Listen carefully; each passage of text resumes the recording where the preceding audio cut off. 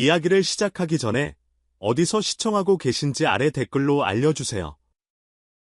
이 영상이 마음에 드셨다면 좋아요와 구독 잊지 마세요.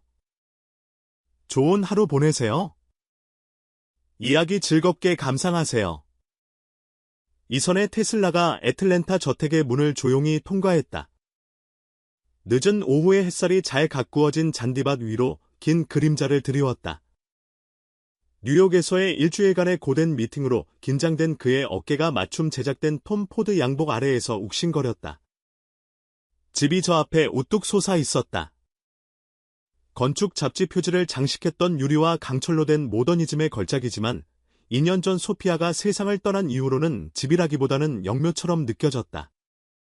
그는 돌아올 때마다 그를 맞이하던 평소의 정적, 발소리의 공허한 메아리, 공조 시스템의 기계적인 윙윙거리는 소리, 그리고 이전 가정부였던 나스니 이틴 구석을 조용히 먼지 터는 소리를 예상했다.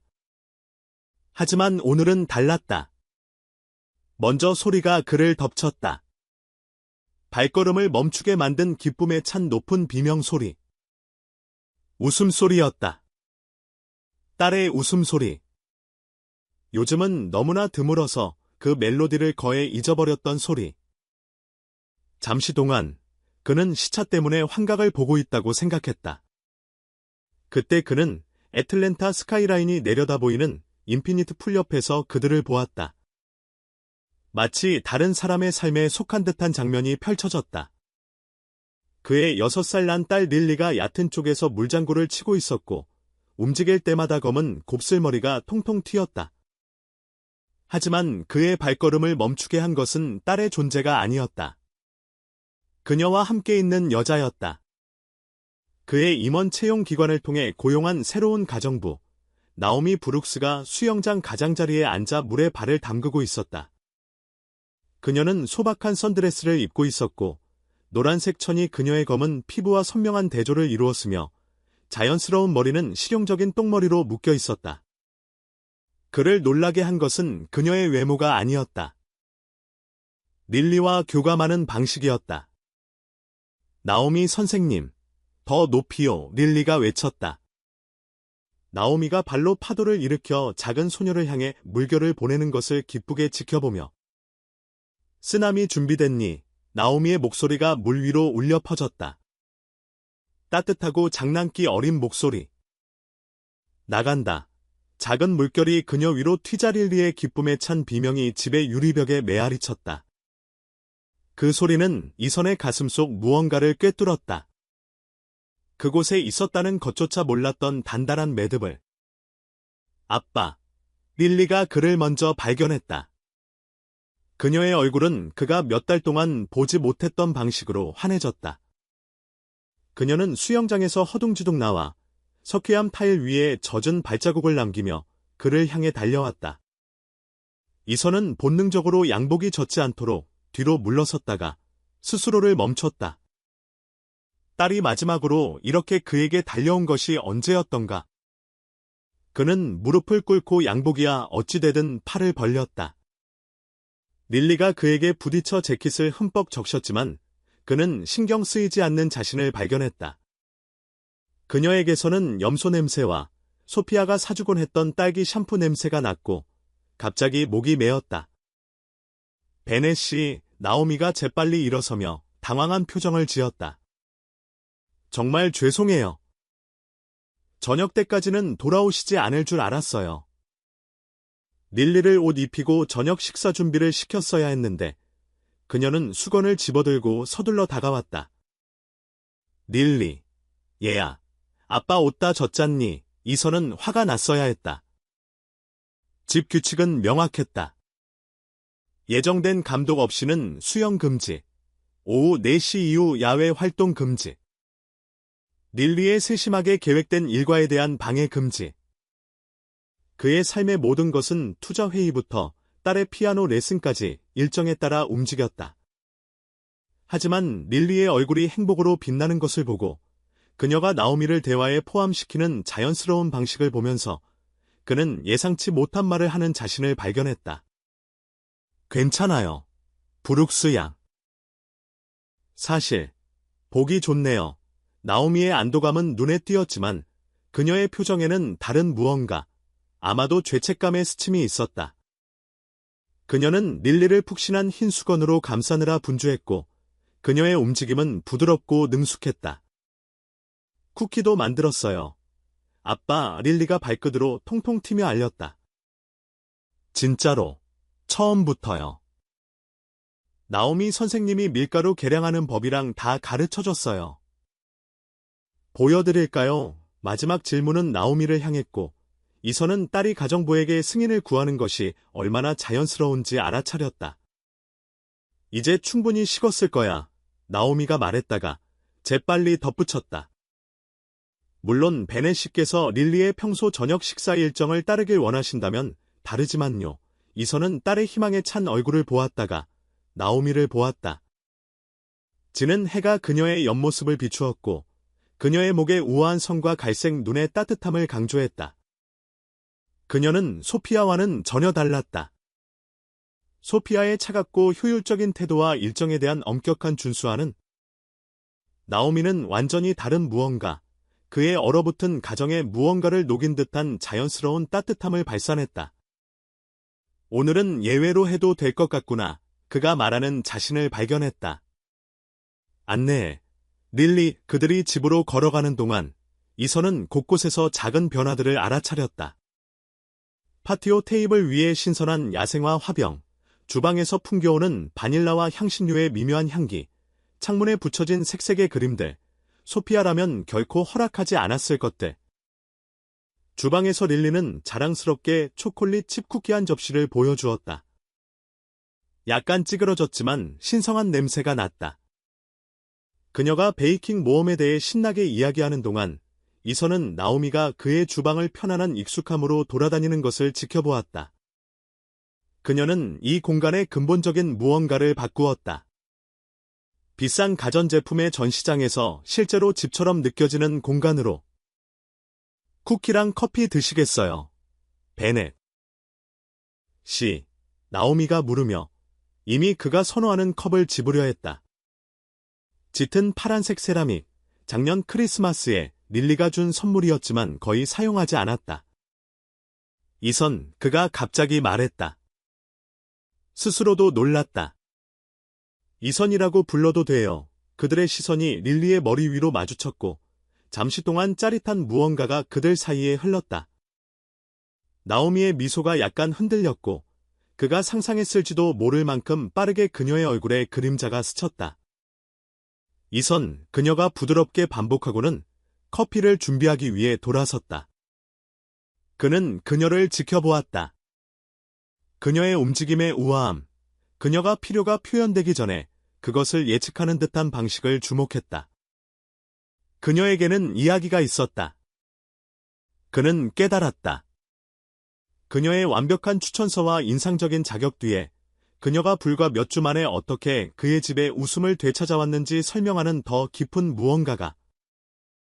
저녁 해가 그의 주방을 금빛으로 물들이면서 이선은 자신 안에서 무언가 변하는 것을 느꼈다. 소피아의 죽음 이후 그의 삶 주위에 쌓아온 신중한 벽들이 더 이상 그렇게 필요하게 느껴지지 않았다. 그리고 그것이 그는 흥분과 공포가 뒤섞인 채 깨달았다. 아마도 모든 것 중에서 가장 위험한 것일지도 모른다. 나오미가 릴리가 접시에 쿠키를 배열하는 것을 돕는 것을 보면서 완벽한 프레젠테이션에 대해 논의하며 딸에게 머리를 가까이 숙이고 있는 그녀를 보면서 이선은 거리를 유지해야 한다는 것을 알았다. 그녀는 결국 직원이었고 그는 사업과 쾌락을 섞는 것이 오직 복잡함만을 낳는다는 것을 힘든 방법으로 배웠다. 하지만 그들을 함께 보고 오랫동안 조용했던 집안의 딸의 웃음소리가 울려 퍼지는 것을 들으면서 그는 어떤 복잡함은 위험을 감수할 가치가 있을지도 모른다고 생각했다. 그가 몰랐던 것, 알 수 없었던 것은 나오미가 그 새로 발견된 개방성을 그가 상상할 수 없는 방식으로 시험할 비밀을 품고 있다는 것이었다. 그녀가 그에게 커피를 건네기 위해 돌아섰을 때 그들의 손가락이 잠시 스쳤고 그녀는 그녀를 압도하려는 죄책감을 억눌렀다. 지금은 그녀는 스스로에게 말했다. 이 순간으로 충분하다. 나머지는 기다려야 할 것이다. 베넷 저택의 주방 창문을 통해 아침 햇살이 쏟아져 들어와 대리석 조리대 위에 프리즘 같은 패턴을 드리웠다. 나오미는 아일랜드 식탁에 서서 릴리의 아침 식사를 위해 신선한 딸기를 규칙적으로 썰며 주머니 속 휴대폰의 무게를 무시하려 애썼다.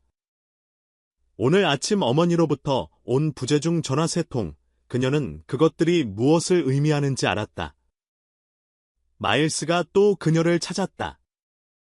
비싼 가죽 구두가 나무바닥에 부딪히는 소리에 그녀는 생각에서 벗어났다. 이선이 주방으로 들어섰고 그의 존재가 즉시 공간을 가득 채웠다. 오늘의 양복은 차콜 그레이였고 그의 운동적인 체격에 완벽하게 맞춰져 있었다. 그는 투자자들로 가득 찬 방을 지휘하는데 익숙한 남자의 자신감을 가지고 있었지만 오늘 아침 그에게는 무언가 다른 것이 있었다. 그의 눈 주위에 이전에는 없었던 부드러움이. 좋은 아침이에요, 이선. 나오미가 그의 격식 없는 요청에 여전히 적응하며 자신을 정정했다.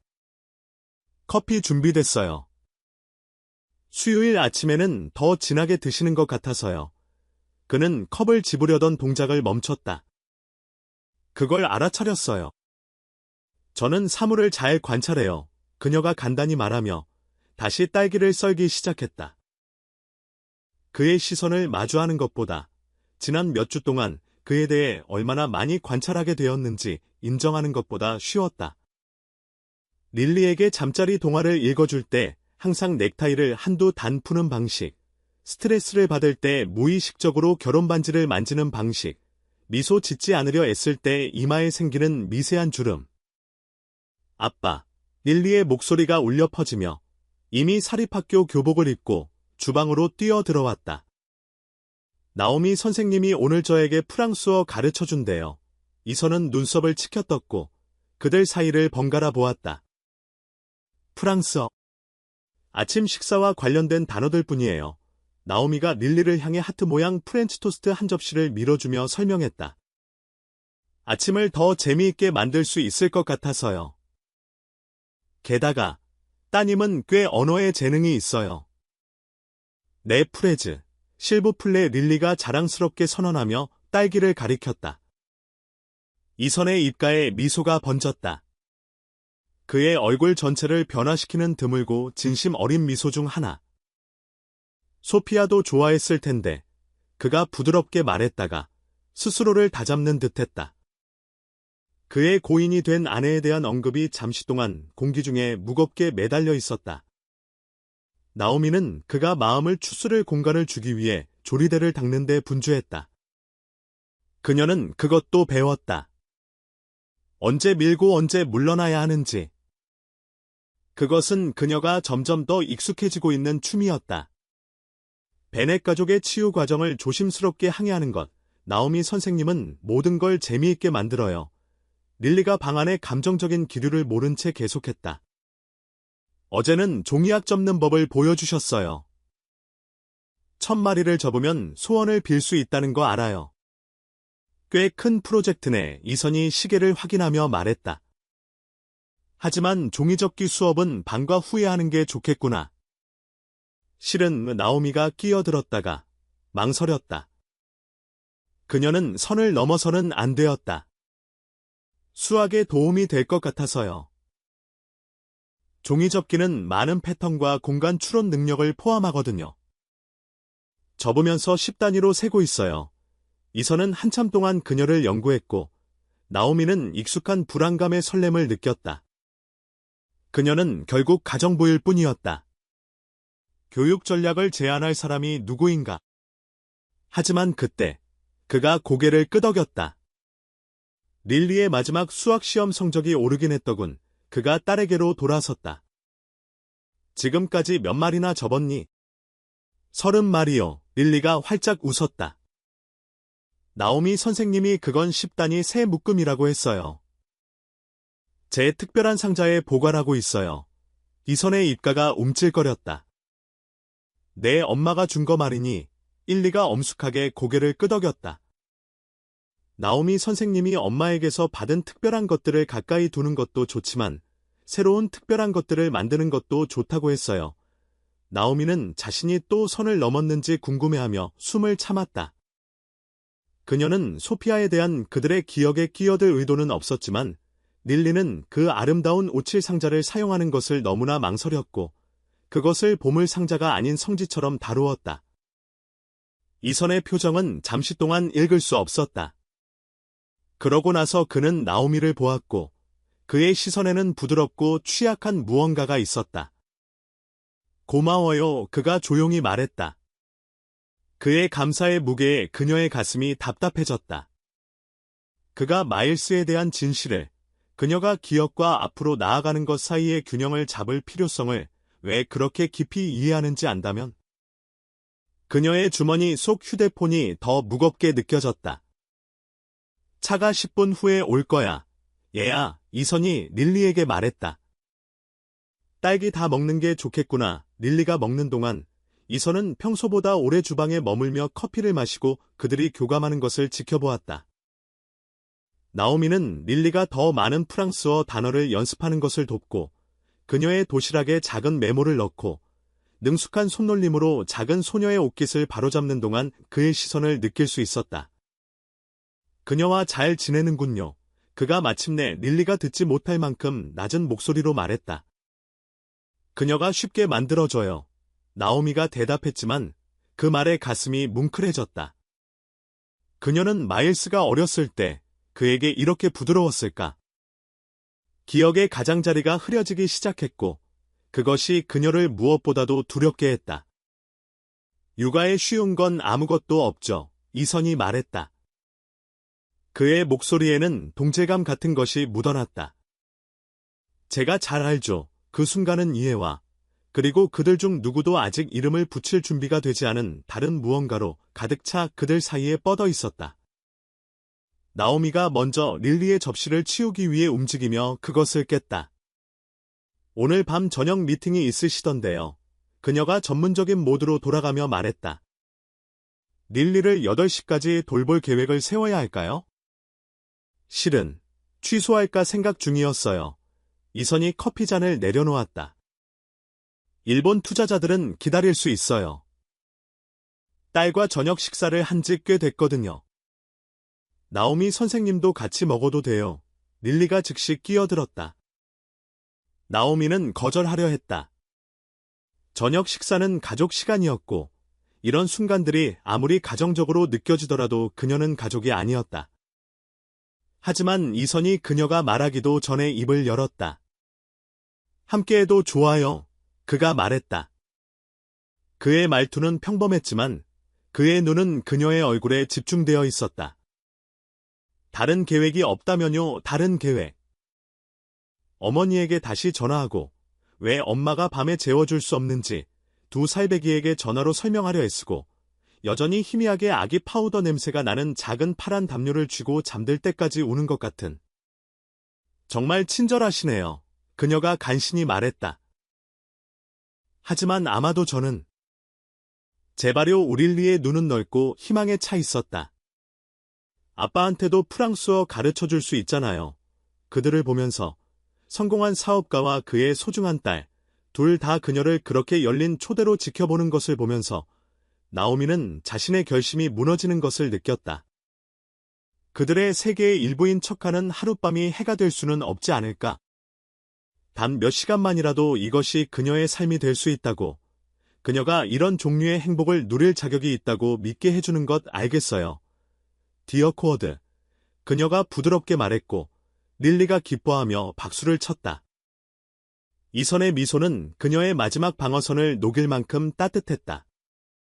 기대할게요. 그들이 그날을 위해 떠날 때 릴리가 친구들에게 종이학을 보여줄 것이라고 제잘거리고 이선이 어깨 너머로 나오미를 마지막으로 흘끗 쳐다볼 때 그녀는 순수하고 복잡하지 않은 기쁨의 순간을 스스로에게 허락했다.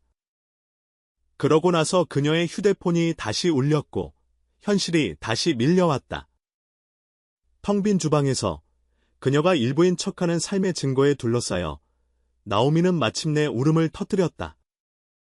단 몇 방울의 눈물이었지만 휴대폰을 집어들면서 재빨리 닦아냈다. 결국 그녀는 해야 할 일이 있었고 만약 그 일이 자신의 아이가 자신 없이 자라는 동안 다른 사람의 아이를 위해 행복을 만드는 것이라면 글쎄, 그것이 그녀가 치러야 할 대가였다. 그녀가 보지 못한 것은 잊어버린 서류 가방을 가지러 돌아온 이선이 문가에서 얼어붙어 서 있었다는 것이다. 그는 그녀가 떨리는 손으로 눈물을 닦아내는 것을, 그녀가 어깨를 펴고 턱을 들어 가면을 다시 쓰는 방식을 지켜보았다. 그리고 처음으로 그는 어쩌면 그가 이 집에서 무거운 비밀을 안고 있는 유일한 사람이 아닐지도 모른다는 의문이 들었다. 저녁 식사는 완벽하게, 너무나 완벽하게 진행되었다. 베넷 저택의 주방에서 식기세척기에 그릇을 넣으며 나오미는 불장난을 하고 있다는 느낌을 떨칠 수 없었다. 저녁이 그녀의 마음속에서 재생되었다. 그들이 모두 프랑스어 발음을 시도할 때 릴리의 기쁜 웃음소리, 그녀의 수제 치킨 파파이에 대한 이선의 놀란 감탄, 그녀가 그에게 소금을 건넬 때 그의 손이 잠시 그녀의 손을 스쳤던 방식. 그거 안 해도 돼요. 이선의 목소리가 그녀를 생각에서 깨웠다. 그는 재킷을 벗고 소매를 걷어 올려 강한 팔뚝을 드러낸 채 문가에 서 있었다. 오늘 밤은 우리 손님이잖아요. 기억해요. 습관의 힘이죠. 나오미가 식기세척기를 닫으며 대답했다. 주방은 캐비닛 아래 조명 외에는 어두웠고 모든 것을 따뜻하고 친밀한 빛으로 감쌌다. 게다가 릴리가 마침내 잠들었어요. 프랑스어 때문에 지쳤나 봐요. 그렇게 배우는 것에 신나하는 걸 본 적이 없어요. 소피아, 그는 말을 잇지 못했고 나오미는 그가 다시 소피아를 생각하고 있다는 것을 알았다. 당신은 그녀와 교감하는 재능이 있어요. 그 칭찬은 진심이었음에도 불구하고 그녀의 심장의 칼처럼 느껴졌다. 전 그냥 아이들을 이해해요. 그녀가 마일스를 생각하며 부드럽게 말했다. 오늘 저녁 식사는 그녀가 자신의 아들과 함께 놓치고 있는 모든 것을 씁쓸하게 상기시켜 주었다. 밖에서 천둥이 울렸고 비가 창문을 두드리기 시작했다. 이선은 주방 아일랜드로 가서 레드 와인 한 병을 열었다. 한잔 하고 가요. 그가 제안했다. 폭풍이 심해지고 있고 동행이 있으면 좋겠네요. 나오미 안의 모든 것이 이것이 위험하다고 비명을 질렀다. 어두운 조명, 와인, 친밀한 분위기. 하지만 그의 표정에 담긴 무언가가 그녀를 고개를 끄덕이게 했다. 한 잔만요. 그는 그녀가 분명 터무니없이 비싼 빈티지일 것이라고 확신하는 와인을 2잔 넉넉하게 따랐다. 그가 그녀에게 잔을 건넬 때 그들의 손가락이 스쳤고 아까와 같은 짜릿한 전류가 그녀를 통해 흘렀다. 새로운 전통을 위하여 그가 잔을 들며 말했다. 새로운 전통을 그녀가 따라하며 한 모금 마셨다. 와인은 이선의 세계의 다른 모든 것들처럼 풍부하고 복잡했다. 알아요. 그가 잔을 연구하며 말했다. 당신에게 물어보고 싶은 게 있었어요. 나오미의 심장이 멎을 뻔했다. 요리를 이렇게 잘하는 법을 어디서 배웠어요? 추천서에는 요리 훈련을 받았다고 언급되어 있었지만 이건 달라요. 이건 마치 그는 저녁 식사의 흔적이 여전히 남아있는 주방을 가리켰다. 집 같아요. 할머니요. 그녀가 진실을 대답했다. 이것은 적어도 안전한 주제였다. 부모님이 돌아가신 후에 저와 제 형제들을 키우셨어요. 그녀는 개인적인 영역으로 벗어나고 있다는 것을 깨닫고 멈췄다. 후에 에이선이 부드럽게 재촉했다. 차 사고였어요. 그녀가 간단히 말했다. 제가 8살 때요. 할머니께서 나서서 우리 모두를 함께 지켜주셨어요. 3가지 일을 하셨지만 항상 우리를 위해 요리할 시간을 내셨어요. 음식은 눈에 보이는 사랑이라고 말씀하셨죠. 이선의 표정이 부드러워졌다. 정말 대단한 분이셨네요. 그랬죠. 나오미는 와인을 한 모금 더 마시며 따뜻함이 그녀를 통해 퍼지게 했다. 할머니는 가족이란 완벽한 환경에 관한 것이 아니라고 가르쳐 주셨어요. 가진 것으로 아름다운 것을 만드는 것에 관한 것이라고요. 그 말들은 의미심장하게 그들 사이에 매달려 있었다. 이선은 잔을 내려놓고 한 걸음 더 가까이 다가갔다. 당신이 여기서 하고 있는 게 그런 건가요? 아름다운 것을 만드는 것. 그 질문은 그녀를 당황하게 했다. 전 그냥 제 일을 하고 있을 뿐이에요.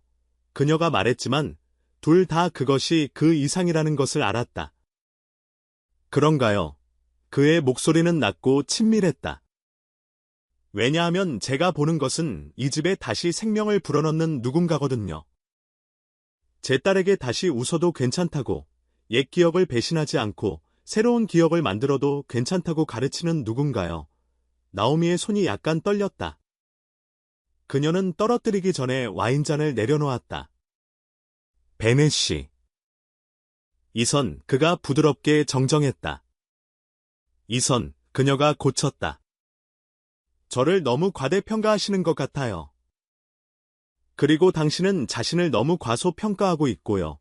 또 다른 천둥 소리. 이제 더 가까워졌다. 불빛이 한 번, 두 번 깜빡이다가 그들을 어둠 속으로 빠뜨렸다. 나오미는 숨을 헐떡이며 본능적으로 손을 뻗었다. 그녀의 손이 그의 가슴, 드레스 셔츠를 통해 단단하고 따뜻한 곳을 찾았다. 가만히 있어요.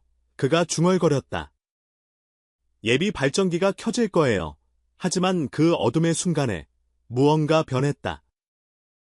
그녀는 그의 근접함, 그의 숨결이 얼굴을 스치는 것, 그의 손이 그녀의 허리를 안정시키기 위해 올라오는 것을 예민하게 인식했다. 그들 사이의 공기는 가능성으로 지지직거렸다.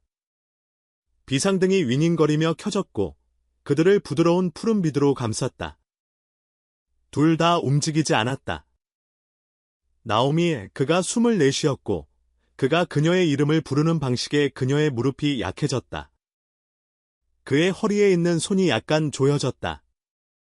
우린 안 돼요. 그녀가 얼굴을 그에게로 기울이며 속삭였다. 왜 안 되죠? 수천 가지 이유가 그녀의 마음속을 스쳐 지나갔다.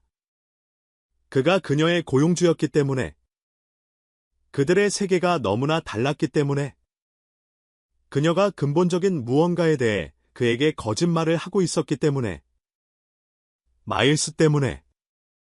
그녀의 주머니 속 휴대폰이 진동하며 순간을 깨뜨렸다. 화면에 어머니의 이름이 번쩍였다. 현실이 얼음물 한 통처럼 다시 덮쳤다. 나오미는 뒤로 물러서며 접촉을 끊었다.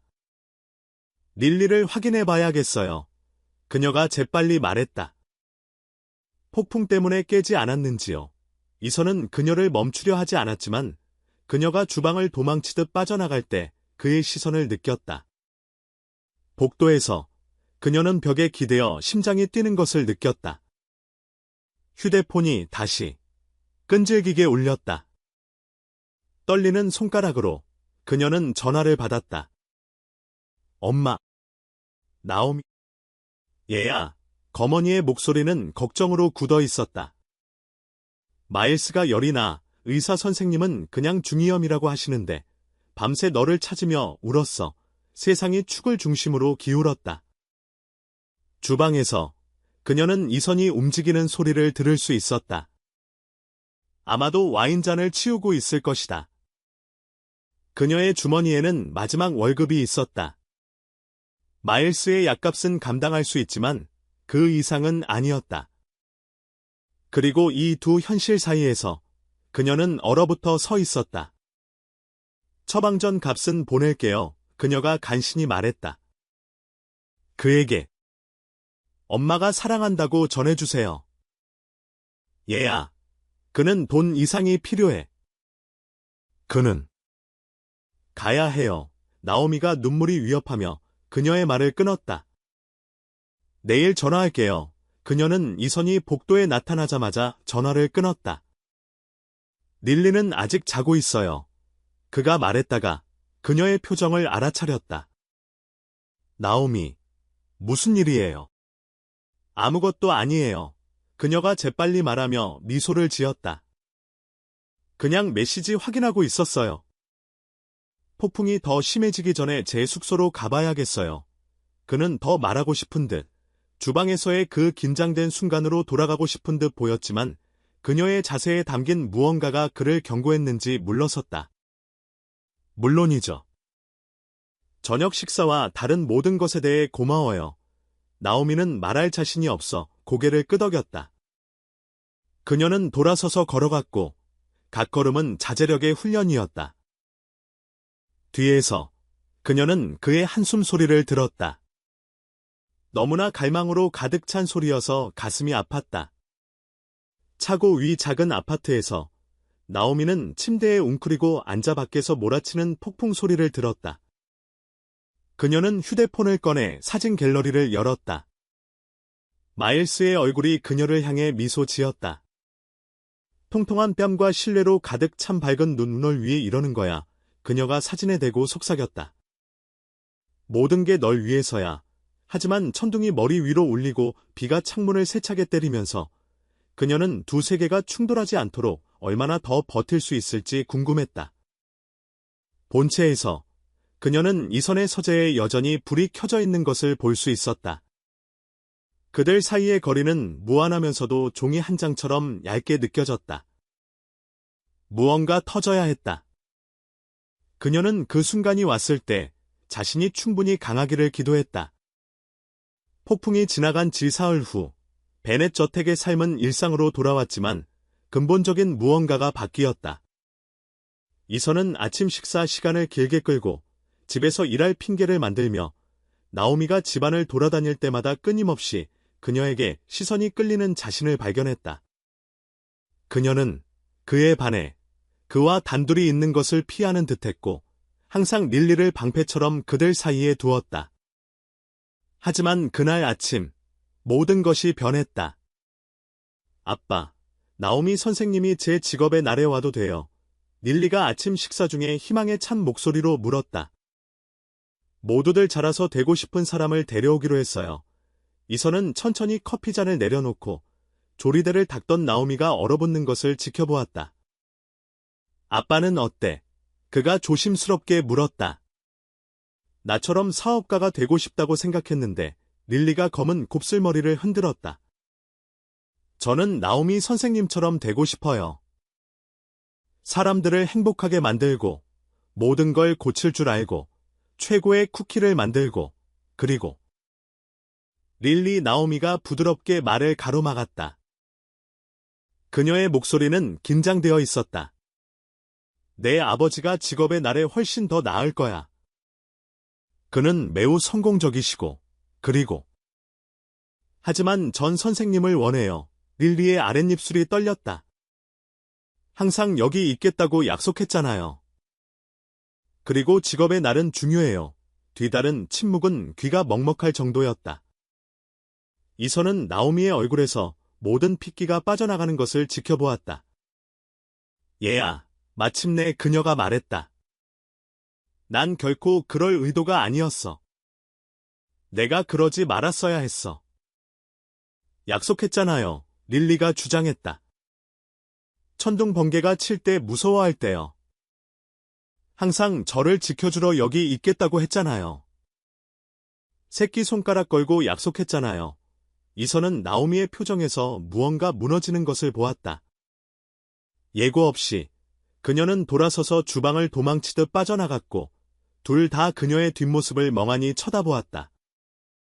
제가 뭐 잘못했어요. 일리의 목소리는 작았다. 아니, 공주님. 이선이 일어서며 넥타이를 바로잡았다. 여기서 아침 식사 끝내고 있어.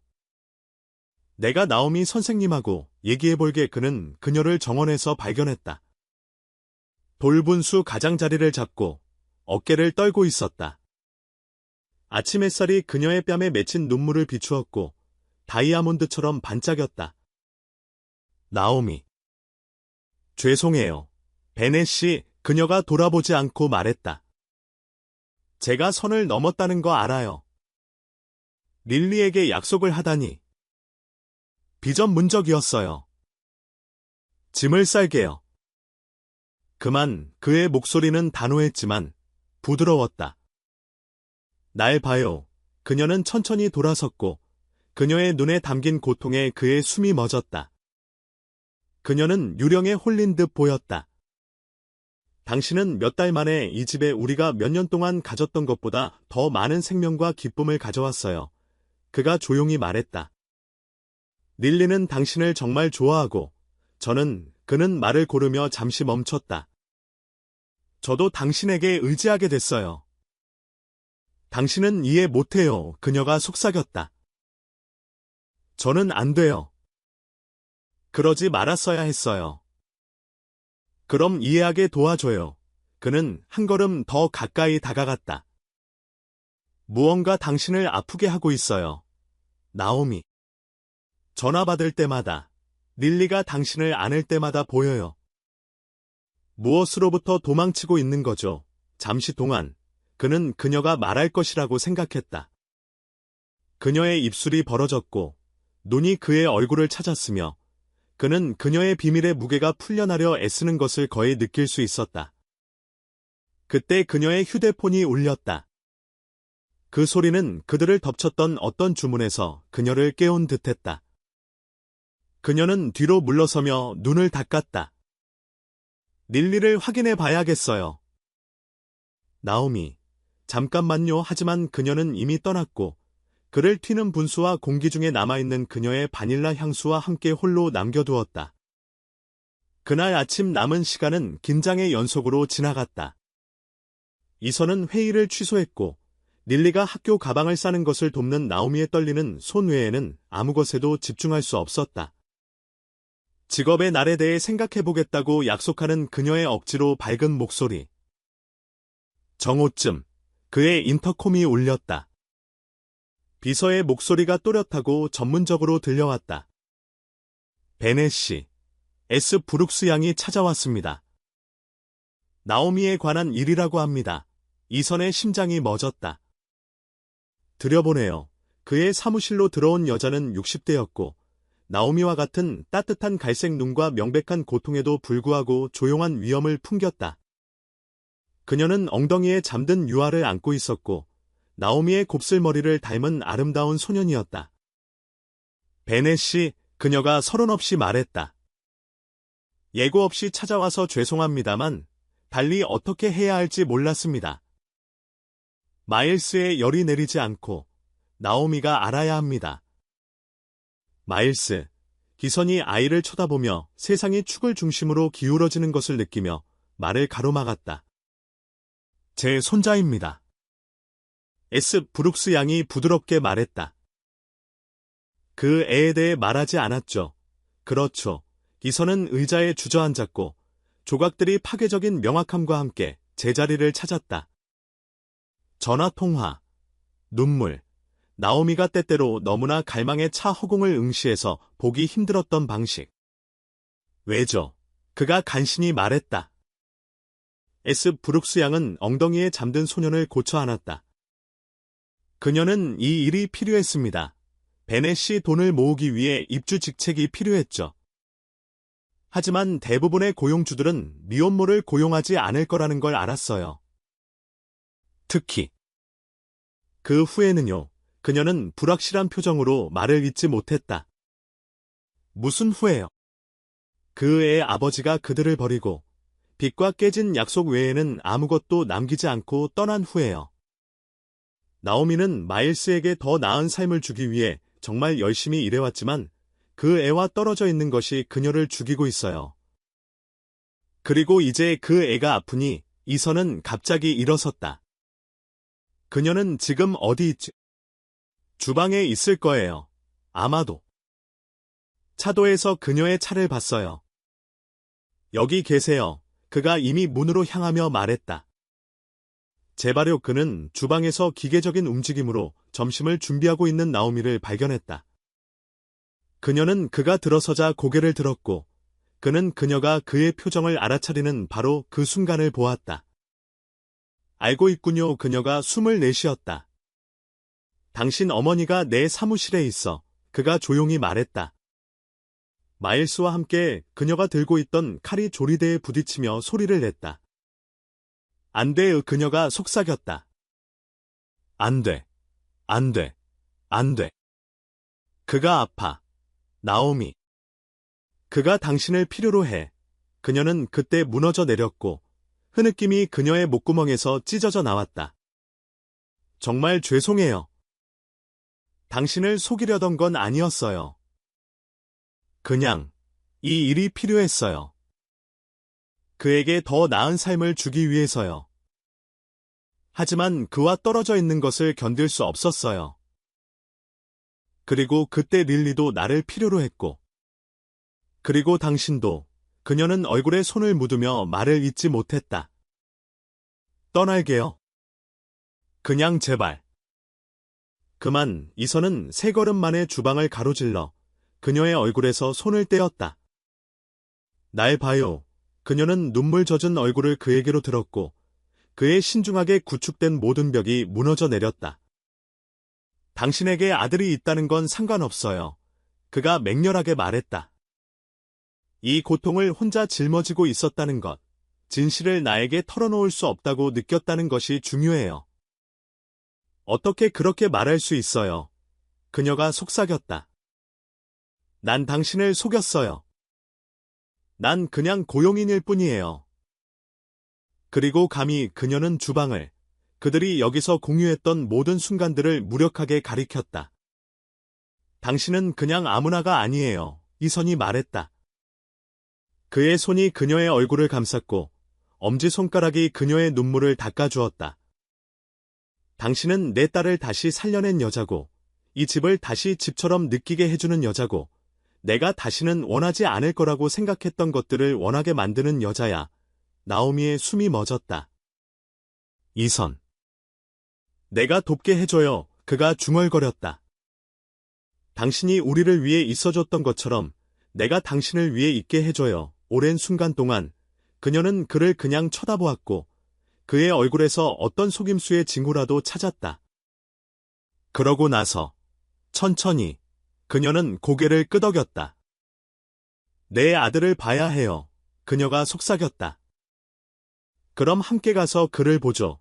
그는 그녀의 손을 잡았고 함께 그의 사무실로, 진실로, 다음에 올 무엇이든을 향해 걸어갔다. 둘 다 미래가 어떻게 될지 몰랐지만 처음으로 그들은 그것을 혼자 마주하지 않을 것이었다. 뒤에서 주방은 조용히 서 있었고 또 다른 벽이 무너지고 치유를 향한 또 다른 걸음을 목격했다. 그리고 어딘가 위에서 릴리의 종이학들이 모든 것을 지켜보았고 소원이 마침내 이루어질 순간을 카운트다운하고 있었다. 게스트룸은 하룻밤 사이에 변했다. 이선은 직원들에게 로켓 친구가 딸린 유아용 침대와 별과 행성 모빌을 가져오게 했다. 작은 사운드 머신은 부드러운 파도 소리를 냈고 야간등은 벽에 부드러운 패턴을 드리웠다. 구석에는 흔들의자가 자정에 위한 시간을 위해 기다리고 있었다. 나오미는 문가에 서서 한 손은 입에 대고 다른 한 손은 어깨에 기대어 잠든 마일스를 안고 있었다. 열은 마침내 내렸지만 그녀는 그를 내려놓을 수가 없었다. 두 달의 이별은 영원처럼 느껴졌다. 너무 과한가요? 기선이 그녀 뒤로 다가와 부드럽게 물었다. 마음에 안 드는 게 있으면 바꾸게 할 수 있어요. 그녀는 말없이 고개를 저었다. 이것이 무엇을 의미하는지 어떻게 설명할 수 있을까? 이 방은 단지 가구와 장식이 아니었다. 그것은 수용, 이해, 그녀의 두 세계를 잇는 달이었다. 이 모든 걸 하실 필요 없었어요. 그녀가 마침내 간신히 말했다. 아니, 해야 했어. 그의 목소리는 단호했지만 부드러웠다. 이제 여기가 당신 집이야. 둘 다 집, 그 단어가 그녀의 가슴 속에서 메아리치며 존재조차 몰랐던 빈 공간을 채웠다. 하지만 의심이 그림자처럼 끈질기게 스며들었다. 당신 이사들은요? 당신이 속한 사교계는 가정부의 사생활을 여기에 살게 하는 거예요. 그만. 이선이 그녀 앞에 서서 표정이 강렬했다. 첫째, 당신은 그냥 가정부 이상이야. 당신은 가족이야. 그리고 둘째, 그는 손을 뻗어 마일스의 곱슬머리를 부드럽게 만졌다. 이 어린 소녀는 사생아가 아니야. 그는 릴리처럼 사랑과 안정을 받을 자격이 있는 아이야. 그녀의 이름이 들리자 릴리가 가장 좋아하는 코끼리 인형을 쥐고 복도에 나타났다. 그녀는 마일스를 만난 이후로 이상하게 조용했고 나오미는 그녀의 반응에 대해 걱정하고 있었다. 들어가도 돼요. 그녀가 망설이며 물었다. 물론이지. 얘야. 나오미가 무릎을 꿇고 여전히 마일스를 안고 있었다. 그의 방을 보고 싶니? 릴리는 안으로 들어섰고 공간을 둘러보며 눈이 커졌다. 우주 같아요. 그녀가 부드럽게 말했다. 제 천문학 책처럼요. 내 아빠가 모든 걸 골랐어. 나오미가 그녀에게 말했다. 마일스가 너만큼 별을 좋아할 거라고 생각했나 봐. 릴리는 더 가까이 다가와 잠든 유아를 연구했다. 이제 내 동생이 되는 거예요. 그 질문은 함의로 가득 찬 채 공중에 매달려 있었다. 나오미는 이 손을 올려다보았고 가슴속에서 공황이 설레었다. 이 복잡한 상황을 6살짜리에게 어떻게 설명해야 할까? 하지만 이선은 언제나처럼 정확히 무엇을 말해야 할지 알았다. 그는 그들 옆에 무릎을 꿇고 작은 친밀감의 원을 만들었다. 그 생각에 대해 어떻게 생각해? 그가 릴리에게 부드럽게 물었다. 릴리는 입술을 깨물며 생각했다. 나랑 같이 망원경 보고 싶어 할까요? 그리고 내 종이학도 좋아할까요? 그리고 그녀는 망설였다. 나오미 선생님이 여전히 나랑 쿠키 만들 시간이 있을까요? 얘야. 나오미가 자유로운 팔로 손을 뻗어 릴리를 가까이 끌어당겼다. 난 항상 널 위한 시간이 있을 거야. 언제나. 약속해요. 릴리의 목소리는 작았다. 약속할게. 이번에는 나오미가 두려움 없이 맹세했다. 그리고 그거 알아. 마일스도 쿠키를 정말 좋아해. 어쩌면 우리 다 같이 만들 수도 있겠다. 릴리가 밝아졌다. 그가 깨어나면 지금 만들 수 있어요. 이선은 킥킥 웃었다. 거의 잘 시간이야, 공주님. 하지만 내일은 어떨까? 실은 나오미가 아이디어가 떠오르며 말했다. 내일 아침에 다 같이 아침 식사하는 건 어때요? 내가 당신이 좋아하는 그 특별한 팬케이크를 만들 수 있어요. 릴리, 얼굴 모양이 있는 거, 블루베리 눈이 있는 거. 릴리는 신나서 통통 튀다가 잠든 마일스를 흘끗 보고 자신을 다잡았다. 미안해요. 그녀가 속삭였다. 괜찮아. 나오미가 미소 지었다. 그는 돌처럼 자, 꼭 자기 엄마처럼. 천둥 번개가 칠 때처럼. 기선이 눈을 반짝이며 물었다. 누군가 번개가 칠 때마다 뛰어오르는 걸 분명히 기억하는데. 뛰어오른 게 아니었어요. 나오미가 항의했지만 그녀도 미소 짓고 있었다. 경계하고 있었던 거예요. 아주 경계했지. 그가 엄숙하게 동의했지만 그의 손이 그녀의 손을 찾아 부드럽게 쥐었다. 그 순간은 마일스가 몸을 뒤척이며 잠에서 깨면서 중단되었다. 그의 작은 얼굴이 낯선 방을 부엉이처럼 깜빡이며 찌푸려졌다가 릴리를 보았다. 안녕. 그가 수줍게 말하며 나오미의 목에 얼굴을 묻었다. 안녕. 릴리가 똑같이 수줍게 대답했다. 그러고 나서 용기를 내어 그녀는 코끼리 인형을 내밀었다. 이건 트렁크씨야. 아픈 사람들을 기분 좋게 해주는데 정말 능숙해. 마일스가 흥미를 느끼며 엿보았다. 정말. 응, 코에 마법이 있어. 본래 나오미는 릴리가 트렁크씨의 마법, 즉 코를 간단히 쥐면 귀가 흔들리는 것을 시연하는 것을 보며 눈물이 핑 도는 것을 느꼈다. 마일스의 기쁜 웃음소리가 방을 가득 채웠고 그렇게 연결이 형성되었다. 엄마, 마일스가 로켓 침대를 가리키며 물었다. 별이야. 저게 내 새 침대야. 아가, 나오미가 그에게 말했다. 마음에 드니 그는 열광적으로 고개를 끄덕였다. 릴리 책 같아. 내 천문학 책 봤어. 릴리가 놀라며 물었다. 그림을 정말 좋아해. 나오미가 설명했다. 내가 영상 통화할 때 항상 토성에 관한 페이지를 보여달라고 했어. 그것도 내가 가장 좋아하는 행성이야. 릴리가 외쳤다. 아빠, 마일스에게 보여주게 내 책 가져와도 돼요. 기선은 시계를 흘끗 보았다. 한 챕터만. 그러고 나서 모두 잘 시간이야. 알았어요. 알았어요. 릴리는 책을 가지러 달려갔다. 그들과 정말 잘 지내네요. 나오미가 그녀가 떠났을 때 부드럽게 말했다. 대부분의 남자들은 이 모든 것에 압도될 텐데요. 대부분의 남자들은 당신이 진짜 힘이 어떤 것인지 보여주는 걸 본 적이 없지. 그가 똑같이 부드러운 목소리로 대답했다. 게다가 저들을 봐 어떻게 누군들 이걸 원하지 않겠어. 마치 신호라도 된 듯. 릴리가 책을 들고 돌아왔다. 곧 그들은 모두 어떻게든 흔들리자에 자리 잡았다. 한 사람을 위해 만들어졌음에도 불구하고 릴리는 이선의 무릎에, 마일스는 나오미의 무릎에 앉았다. 책은 그들 모두에게 펼쳐져 있었다. 토성의 고리는 얼음과 암석으로 만들어져 있어. 릴리가 각 단어를 가리키며 조심스럽게 읽었다. 그것들은 나오미는 그 말들이 그녀를 씻어내리게 내버려 두었다.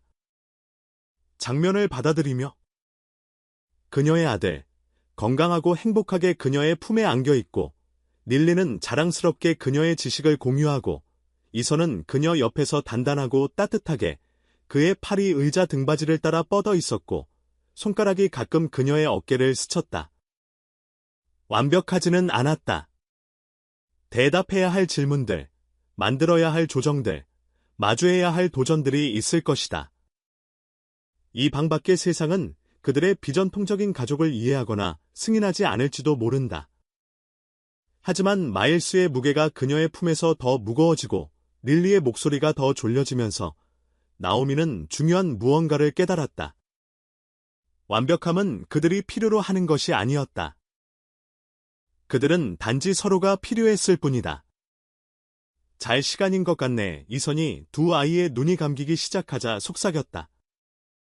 함께 그들은 릴리를 복도 아래 침대에 눕혔고 그리고 나서 돌아와 마일스를 그의 새방에 눕혔다.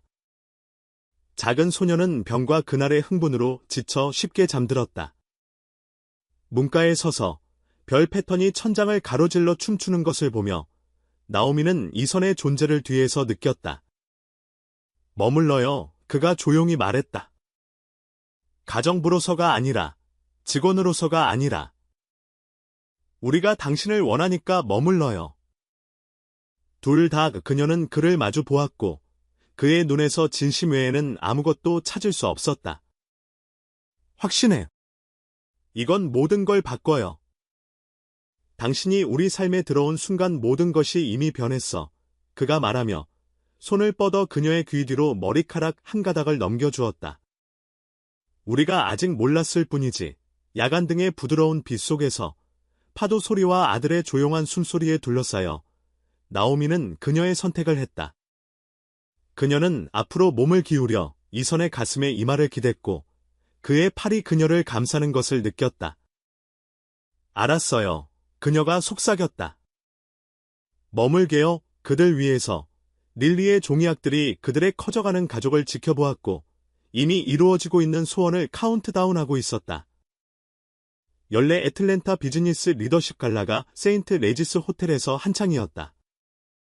크리스탈 샹들리에가 애틀랜타 엘리트들의 군중 위로 따뜻한 빛을 드리웠고 그들의 보석은 밤하늘의 별처럼 반짝였다.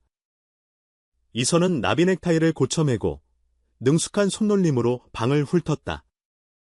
이곳은 그의 세계였다. 권력의 악수와 샴페인 위에서 맺어지는 수백만 달러짜리 거래의 세계. 하지만 오늘 밤은 다르게 느껴졌다. 베넷시 이사회 의장인 찰스 손튼이 아내를 대동하고 다가왔다. 지난 2번의 저녁 파티에서 당신을 못 봤네요. 가정사에 바빴다고 들었는데 그 멈춤은 미세했지만 의도적이었다. 이선의 턱이 굳어지는 것을 느꼈다. 그들의 서클에서는 소문이 빨리 퍼졌고 사립학교 등교길에서 나오미와 마일스를 본 것이 많은 가십을 낳았다. 아주 바빴죠. 그가 부드럽게 대답했다. 그리고 아주 행복하고요. 손틈 부인의 완벽하게 그려진 입술이 연습된 미소로 구부러졌다. 가정부의 아이를 받아들이다니 정말 자비로우시네요. 비록 어떤 사람들은 그 적절성에 의문을 제기할 수도 있겠지만 어떤 사람들은 많은 것에 의문을 제기할 수 있죠. 엘리너, 이선이 끼어들었다. 그의 목소리는 유쾌했지만 단호했다. 예를 들어 손튼 재단의 해외 투자가 보고된 자선 기부와 일치하지 않는 이유 같은 거요. 부부의 미소가 얼어붙었다. 중얼거리는 변명과 함께 그들은 멀어졌고 이선은 손대지 않은 샴페인과 함께 홀로 남았다. 그의 휴대폰이 진동했다. 나오미로부터 온 문자였고 사진이 첨부되어 있었다. 릴리와 마일스가 도서관 소파에 웅크리고 앉아 책에 둘러싸여 둘 다 깊이 잠들어 있었다. 캡션은 이랬다. 우리 작은 천문학자들, 태양계 세 번째 독서 후 추락. 그 모습에 그의 가슴 속 무언가가 풀렸다. 그가 답장을 입력하고 있을 때 다른 목소리가 방해했다. 사람들이 그녀를 당신의 동거하는 정부라고 부르더군요. 알아요. 이선은 고개를 들어 소피아의 여동생, 네이첼이 걱정스럽게 그를 지켜보고 있는 것을 발견했다. 그의 고인이 된 아내의 가족 중에서 그녀는 여전히 정기적으로 연락을 유지하는 유일한 사람이었다. 안녕, 네이첼. 이선, 그녀가 그의 팔을 부드럽게 만졌다. 판단하는 건 아니에요. 맙소사, 소피아도 당신과 릴리가 행복하길 바랐을 거예요. 하지만 사람들이 이야기하고 있어요. 이야기하게도. 그렇게 간단하지 않아요. 네이첼이 주위를 둘러본 후 목소리를 낮췄다. 이사들, 투자자들, 그들은 전통적이고 구식돈이에요. 그들은 당신이 가정부와 그녀의 사생활을 집에 들이는 것을 보고 당신의 판단력에 대해 궁금해하죠. 내 판단력, 이선은 분노가 치솟는 것을 느꼈다. 내 판단력은 두 아이가 사랑과 안정을 받을 자격이 있다는 거야. 내 판단력은 나오미 브룩스가 몇 달 만에 우리 삶에 우리가 몇 년 동안 가졌던 것보다 더 많은 기쁨을 가져왔다는 거야. 그리고 그녀에 대한 당신의 감정은 그것과 아무 상관없고요. 이선은 신우이의 시선을 꾸준히 마주했다. 그녀에 대한 내 감정은 이 모든 것과 관련이 있어.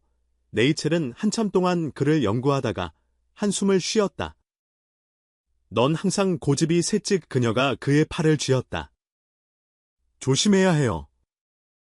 모든 사람이 이해해주지는 않을 테니까요.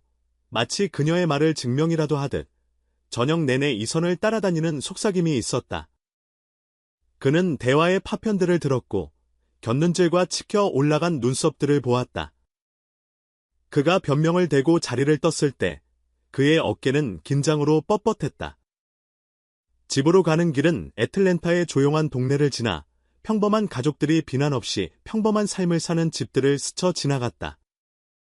하지만 자신의 집 대문 앞에 차를 세웠을 때 그는 자신의 어떤 선택도 후회할 수 없었다. 저택은 대부분 어두웠지만 부엌 창문에서는 따뜻한 불빛이 새어 나오고 있었다. 그곳에서 그는 나오미를 발견했다. 요가 바지에 그의 낡은 하버드 티셔츠를 입고 핫초콜릿을 만들고 있었다. 애들 겨우 잠들었어. 그가 나비 넥타이를 풀며 물었다.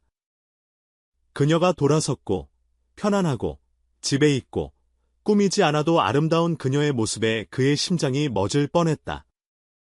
잠자리 동화 3편의 물 2잔씩 마시고 나서야 그녀가 미소 짓다가 그의 표정을 알아차렸다. 그렇게 안 좋았어요. 내가 감당 못할 건 없어. 그가 가까이 다가가 그녀가 건네는 머그잔을 받았다. 하지만 아무래도 내가 이제 당신의 숨겨진 정부가 된 모양이야. 나오미의 손이 자신의 머그잔을 내려놓으며 살짝 떨렸다. 이선, 이게 너무 부담스럽다면? 하지 마. 그가 머그잔을 내려놓고 그녀를 가까이 끌어당겼다. 그들 때문에 이걸 의심하게 두지 마. 하지만 당신의 평판, 당신의 사업이. 약간의 속삭임은 견딜 수 있어. 그가 그녀의 뺨을 부드럽게 만졌다. 하지만 견딜 수 없는 건 당신들 둘 다를 잃는 거야. 그녀는 그의 손길에 기댔지만 그는 여전히 그녀의 눈에서 걱정을 읽을 수 있었다. 오늘 릴리 선생님이 우리 동거에 대해 질문하는 걸 들었어요. 마치 내가 당신을 이용하고 내 아들을 이용해서 당신을 올가매려는 것처럼 그런 끔찍한 눈으로 날 쳐다봤어요. 나오미는 몸을 빼내 자신을 감싸 안았다. 어쩌면 우리가 다시 차고 위 아파트로 돌아가야 할지도 몰라요. 적어도 공공장소에서는 거리를 좀 두고요. 아니, 이선의 목소리는 단호했다. 우린 숨지 않아. 우린 부끄럽지 않아. 하지만 릴리가 선생님한테 뭐라고 했는지 알아. 그가 그녀가 물러서는 것을 허락하지 않으려는 듯 다시 가까이 다가섰다. 우리 가족은 사랑이 2배라서 특별하다고 했대. 그게 우리 딸이 우리를 보는 방식이야. 나오미. 그게 중요한 거야. 그녀의 눈에 눈물이 고였다. 우리 딸이요? 그래, 그가 흘러내리는 눈물을 닦아주었다.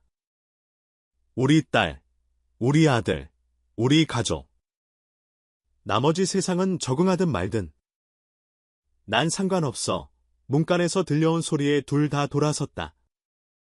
릴리가 유니콘 잠옷을 입고 마일스의 손을 잡고 서 있었다. 작은 아이는 트렁크실을 꼭 껴안고 졸린 눈을 하고 있었다. 나쁜 꿈 꿨어요. 릴리가 설명했다. 마일스가 엄마를 원해서 제가 찾아주겠다고 했어요. 나오미는 즉시 아들을 안아 올리려 움직였다. 하지만 이선이 그녀의 팔을 부드럽게 잡았다. 얘들아, 그가 부드럽게 말했다. 이번 한 번만 거실에서 핫초콜릿 마시고 이야기 들을까? 릴리의 얼굴이 환해졌다. 요새 만들어도 돼? 안 될 거 없지. 이선은 이미 재킷을 벗고 있었다. 나오미, 그녀는 여전히 정장을 입은 채 한밤중에 담요 요새를 만들고 핫초콜릿을 마실 준비가 된 그를 보았다. 가슴 속에서 사랑이 솟구치는 것을 느꼈다. 요새 만들 시간이네요. 그녀가 마일스를 들어 올리며 동의했다.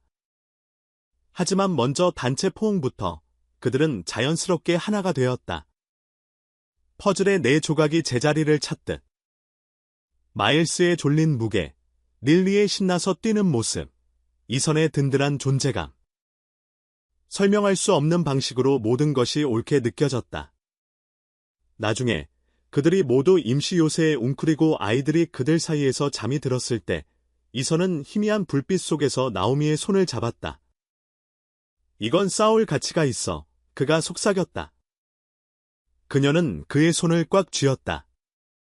앞으로 닥칠 모든 장애물, 판단, 속삭임, 못마땅한 시선들을 생각했다. 하지만 잠든 아이들과 그녀의 아들에게 마음을 열어준 남자를 보며 그녀는 자신의 대답을 알았다. 네, 그녀가 속삭여 답했다. 그래요, 그들 위로, 담요 틈새로 릴리의 종이약들이 천장에 매달려 있는 것이 보였다. 이제 312마리. 1000마리의 학소원에 한 걸음 더 가까워졌다. 하지만 담요와 사랑의 고치 속에서 평화롭게 잠든 가족을 보며 나오미는 어떤 소원들은 이루어지기 위해 1000마리의 학이 필요하지 않을지도 모른다고 생각했다. 그저 용기, 사랑, 그리고 함께 세상과 맞설 힘만 있으면 되었다. 고급스러운 크림색 편지지에 담긴 편지가 이선의 사무실로 직접 배달되었다. 발신 주소는 애틀랜타에서 가장 명망 있는 법률 회사 중 하나였다. 하지만 그의 피를 차갑게 식게 만든 것은 맨 아래에 있는 이름이었다. 소피아의 아버지, 윌리엄 그레이슨. 사장님, 그의 비서가 문간에서 맴돌았다. 브룩스 부인께서 전화하셨습니다. 릴리의 직업체험의 날 발표에 관한 일이라고 합니다. 이선은 시계를 힐끗 보았다. 맞다. 오늘이 나오미가 릴리에 반해서 발표하는 날이었다. 그들은 1학년생들로 가득 찬 교실이 이해할 수 있도록 그들의 이야기를 바꾸느라 몇 줄을 보냈다. 가족, 사랑, 수용. 5분 후에 다시 전화하겠다고 전해줘 사무실에 홀로 남아 이선은 편지를 펼쳤다. 읽어 내려갈수록 그의 소나기는 종이를 꽉 쥐어 손가락 마디가 하얗게 변했다. 도시 반대편에서 나오미는 20명의 눈을 동그랗게 뜬 1학년생들, 특히 자랑스러워하는 릴리 앞에서 서 있었다. 그녀는 자신감을 주는 가장 좋아하는 노란 드레스를 입기로 선택했다. 방 뒤편의 다른 학부모 오들로부터 들려오는 속삭임에도 불구하고 주부가 된다는 건 단지 집을 깨끗하게 유지하는 것만이 아니에요. 그녀가 함께 심은 정원, 부엌에서 한 과학 실험, 벽을 장식한 천문도 사진들을 보여주며 설명했다. 그건 모두가 안전하게 성장하고 배울 수 있는 곳을 만드는 거예요. 우리 종이학처럼요? 우리 천말이 만들고 있어요. 릴리가 끼어들었다. 맞아. 아가 나오미가 미소 지었다. 그리고 다 만들면 어떻게 되지? 소원을 빌 수 있어요. 그리고 저는 교실 문이 갑자기 열렸다. 이선이 긴장으로 굳은 얼굴로 서 있었다. 나오미, 지금 당장 가야 해. 하지만 아빠, 아직 안 끝났어요. 응급 상황이야. 그의 목소리에 담긴 무언가가 나오미의 심장을 먹게 했다. 그녀는 재빨리 선생님께 감사 인사를 하고 짐을 챙겼다. 뒤에서 터져나오는 속삭임을 뒤로하고 이선을 따라 나섰다. 차 안에서 그는 말없이 그녀에게 편지를 건넸다. 그녀가 읽어 내려가자 손이 떨리기 시작했다. 릴리의 양육권을 달라고 소송을 걸었어요. 그녀의 목소리가 갈라졌다. 어떤 근거로?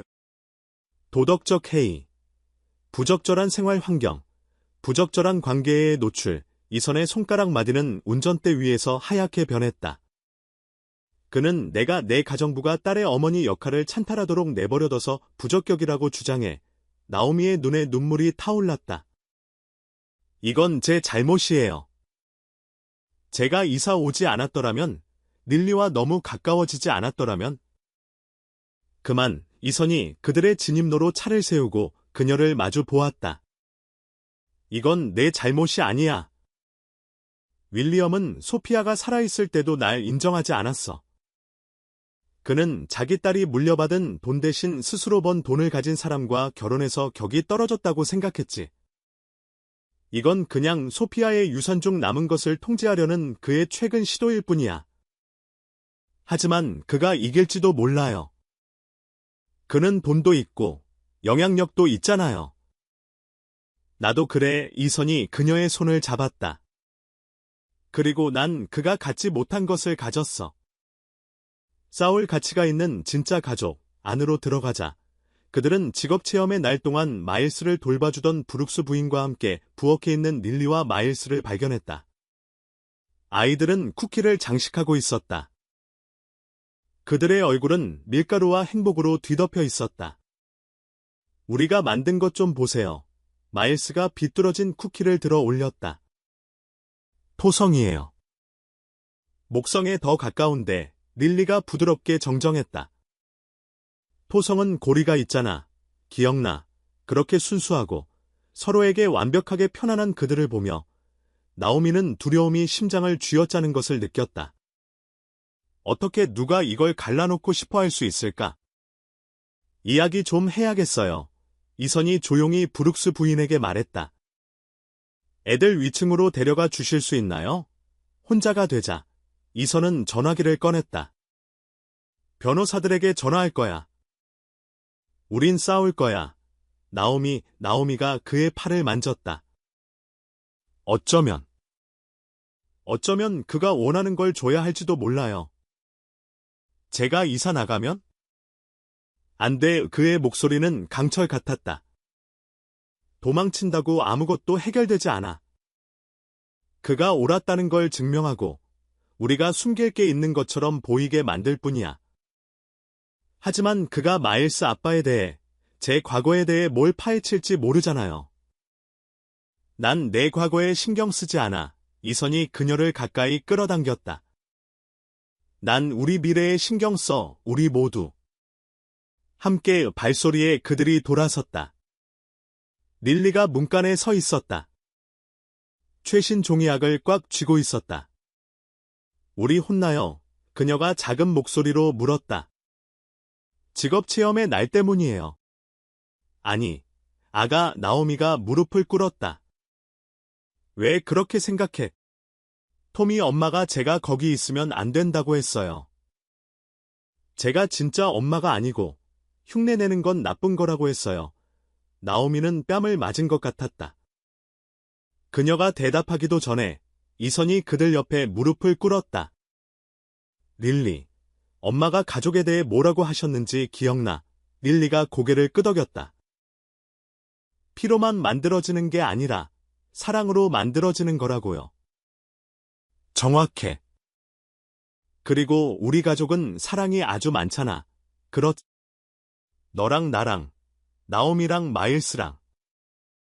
그리고 트렁크 씨도요, 릴리가 진지하게 덧붙였다. 그리고 트렁크 씨도, 이선이 미소를 지으며 동의했다. 어떤 사람들은 우리 가족을 이해 못할지도 몰라. 하지만 그게 우리 가족이 덜 진짜라는 뜻은 아니야. 제 종이학처럼요, 릴리가 최신 작품을 들어 올렸다.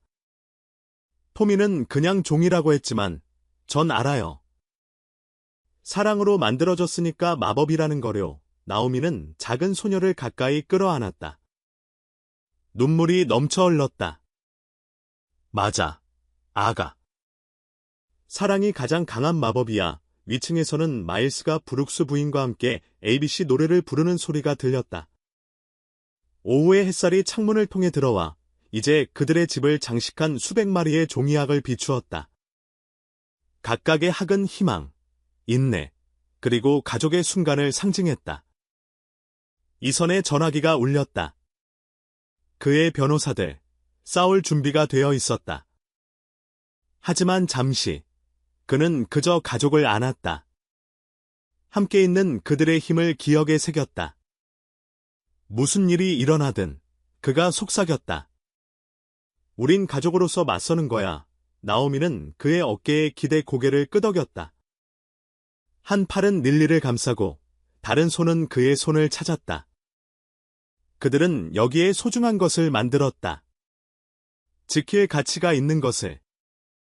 그리고 소피아의 아버지가 싸움을 원한다면 그는 진짜 가족의 충성심이 무엇을 의미하는지 배우게 될 것이다.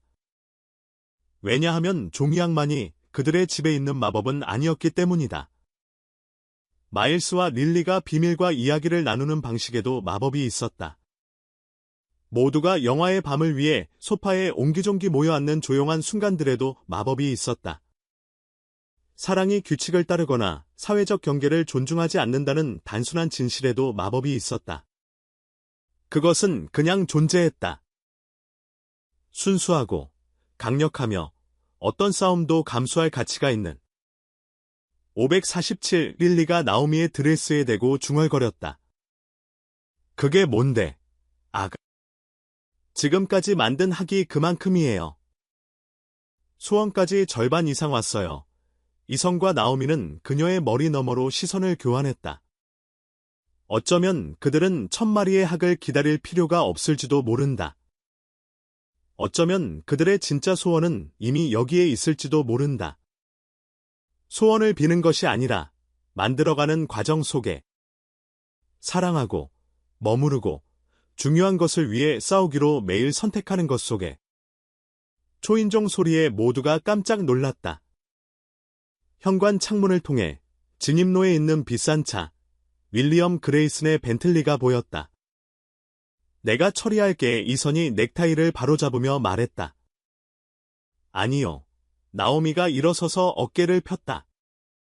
가족으로서 함께 해결할 거예요. 릴리가 나오미의 손에 작은 손을 슬리프트했다. 할아버지께 제 학들 보여드려도 돼요? 어쩌면 얼마나 예쁜지 보시면 마법에 대해 이해하실지도 몰라요. 오, 아가 나오미가 다시 무릎을 꿇고 릴리의 곱슬머리를 쓸어 넘겼다. 때로는 어른들은 마법을 믿기 힘들어해. 하지만 그렇다고 우리가 믿는 걸 멈추는 건 아니지. 그렇지. 네, 릴리의 턱이 단호하게 들렸다. 왜냐하면 우린 특별하니까. 우린 사랑이 2배잖아요. 초인종이 다시 더 집요하게 울렸다. 하지만 그들의 부엌에 서서 함께한 삶의 증거들, 식킨망 위에서 씻고 있는 쿠키들, 냉장고의 그림들, 빛을 받는 종이약들에 둘러싸여 그들은 어떤 폭풍이 몰아치더라도 그보다 더 강하다고 느꼈다. 왜냐하면 진짜 사랑은 법적 위협이나 사회적 압력에 굴복하지 않기 때문이다. 그것은 제자리를 지키고 삶을 변화시키며 가장 예상치 못한 재료들로 가족을 만들어낸다. 그리고 때로는, 아주 가끔은 1000번째 학이 날아오르기 훨씬 전에 소원을 이루어준다. 윌리엄 그레이스는 마치 정복한 영토를 살피는 황제처럼 베넷 저택의 거실에 서 있었다. 그의 맞춤 정장과 귀족적인 태도는 오래된 돈, 악수로 거래가 이루어지고 미소로 위협이 전달되는 컨트리 클럽과 회의실을 말해주었다. 이건 아주 간단해질 수 있어. 이선 그가 초대받지 않고 스스로 다른 스카치를 흔들며 말했다. 그 하녀와 그녀의 사생활을 있던 곳으로 돌려보내. 적절한 생활 방식으로 돌아가. 그럼 양육권 소송은 취하하고 릴리는 우리 둘 다와 관계를 계속 가질 수 있을 거야. 이선은 옆에 있는 나오미가 긴장하는 것을 느꼈지만 목소리를 차분하게 유지했다. 그 하녀에게는 이름이 있습니다. 윌리엄. 그리고 그녀의 아들은 이제 이 가족의 일부입니다. 가족, 윌리엄의 웃음은 차가웠다. 넌 하녀와 죄를 짓고 살면서 내 손녀를 어떤 종류의 영향력에 노출시키는지 알 수 없게 하고 있어. 소피아가 뭐라고 할까? 소피아는 이선이 조용히 말했다. 자기 딸이 사랑받고 행복하다는 것에 감사할 겁니다. 행복하다고 윌리엄이 잔을 액체가 넘칠 정도로 세게 내려놓았다. 아이는 혼란스러워하고 있어. 이 서커스에서 살면서. 품이 있는 아가씨에게는 구조와 전통이 필요해. 낯선 사람들과 급조된 약정이 아니라. 우리는 낯선 사람이 아니에요. 나오미가 떨리는 손에도 불구하고 단호한 목소리로 말했다. 우리는 매일 아침 아이에게 아침을 만들어주고 숙제를 도와주고 아이가 무서워할 때 엄마의 낡은 스웨터를 안고 자고 우주비행사이자 제빵사가 되고 싶어 한다는 걸 아는 사람들이에요. 윌리엄이 그녀에게로 돌아섰다. 그의 표정은 냉랭했다. 당신은 너무 주제넘게 구는군. 브룩스 양, 분수를 넘어선 생각을 하고 있어. 내 딸의 자리에 그냥 미끄러져 들어가서 당신 아이를 이용해 여기서 당신의 위치를 굳힐 수 있을 거라고 생각했나? 그만해. 이선이 앞으로 나섰지만 나오미가 그의 팔을 잡았다. 아니요. 말하게 둬요. 그녀가 말했다. 그가 나에 대해, 우리에 대해 정확히 어떻게 생각하는지 듣고 싶어요. 내가 어떻게 생각하냐고. 윌리엄의 눈이 좁아졌다. 난 당신이 운 좋은 기회주의자라고 생각해. 부유한 호라비를 찾아서 그의 죄책감과 외로움을 이용해 파고들었지. 하지만 당신은 결정적인 것을 잊었어. 릴리에게는 진짜 가족이 있어. 아이를 끔찍이 그리워하는 할머니, 동갑내기 사촌들, 그리고 지켜야 할 유산이. 무슨 유산이요? 나오미가 도전했다. 판단의 유산. 가족에 대한 당신의 좁은 견해에 맞지 않는 사람을 얕보는 유산. 어떻게 감히? 아니요. 어떻게 감히 당신이? 나오미의 목소리가 살짝 높아졌다. 우리 집에 들어와서 어린 소녀의 세상을 갈기갈기 찢겠다고 위협하고 이 모든 게 당신의 규칙을 따르지 않는 사랑을 받아들일 수 없기 때문이잖아요. 계단에서 작은 발소리가 들려 모두가 돌아섰다. 릴리가 천문학 잠옷을 입고 마일스가 그녀의 다리 뒤에 숨어 서 있었다. 왜 나오미 선생님한테 소리 지르세요? 그녀가 할아버지를 쳐다보며 요구했다. 선생님도 제 가족이에요. 윌리엄의 표정이 살짝 부드러워졌다. 릴리, 아가, 이리 오렴. 우리가 몇 가지 변화에 대해 이야기해야. 싫어요. 릴리의 턱이 완고하게 튀어나왔다. 못되게 굴고 있잖아요. 엄마가 못된 사람들은 쿠키도, 포옹도 못 받는다고 했어요. 릴리 이선이 시작했지만 그녀는 끝나지 않았다. 그리고 엄마는 사랑은 별과 같다고 했어요. 항상 더 많은 자리가 있다고요. 그래서 제게 망원경을 사주셨잖아요. 기억나세요? 우주가 얼마나 큰지 보라고요. 그녀가 윌리엄에게로 돌아섰다. 할아버지는 제가 별처럼 더 많은 사랑을 갖는 걸 원하지 않으시는군요. 방은 침묵에 빠졌다. 윌리엄은 손녀를 쳐다보았다. 그의 표정에서 무언가 바뀌고 있었다. 소피아가 그렇게 말했니? 그가 부드럽게 물었다. 별에 대해서? 네, 그리고 이제 나오미 선생님이 제가 망원경 쓰는 걸 도와주세요. 엄마처럼 모든 별자리를 아세요. 그리고 마시멜로 다리 있는 핫초콜릿도 만들어주시고요. 제가 너무 많이 질문해도 절대 화내지 않으세요. 마일스가 릴리의 다리 사이로 엿보았다. 별 예뻐요. 그가 수줍게 말했다. 릴리가 뒤로 손을 뻗어 그의 머리를 쓰다듬었다. 이제 제 동생이에요.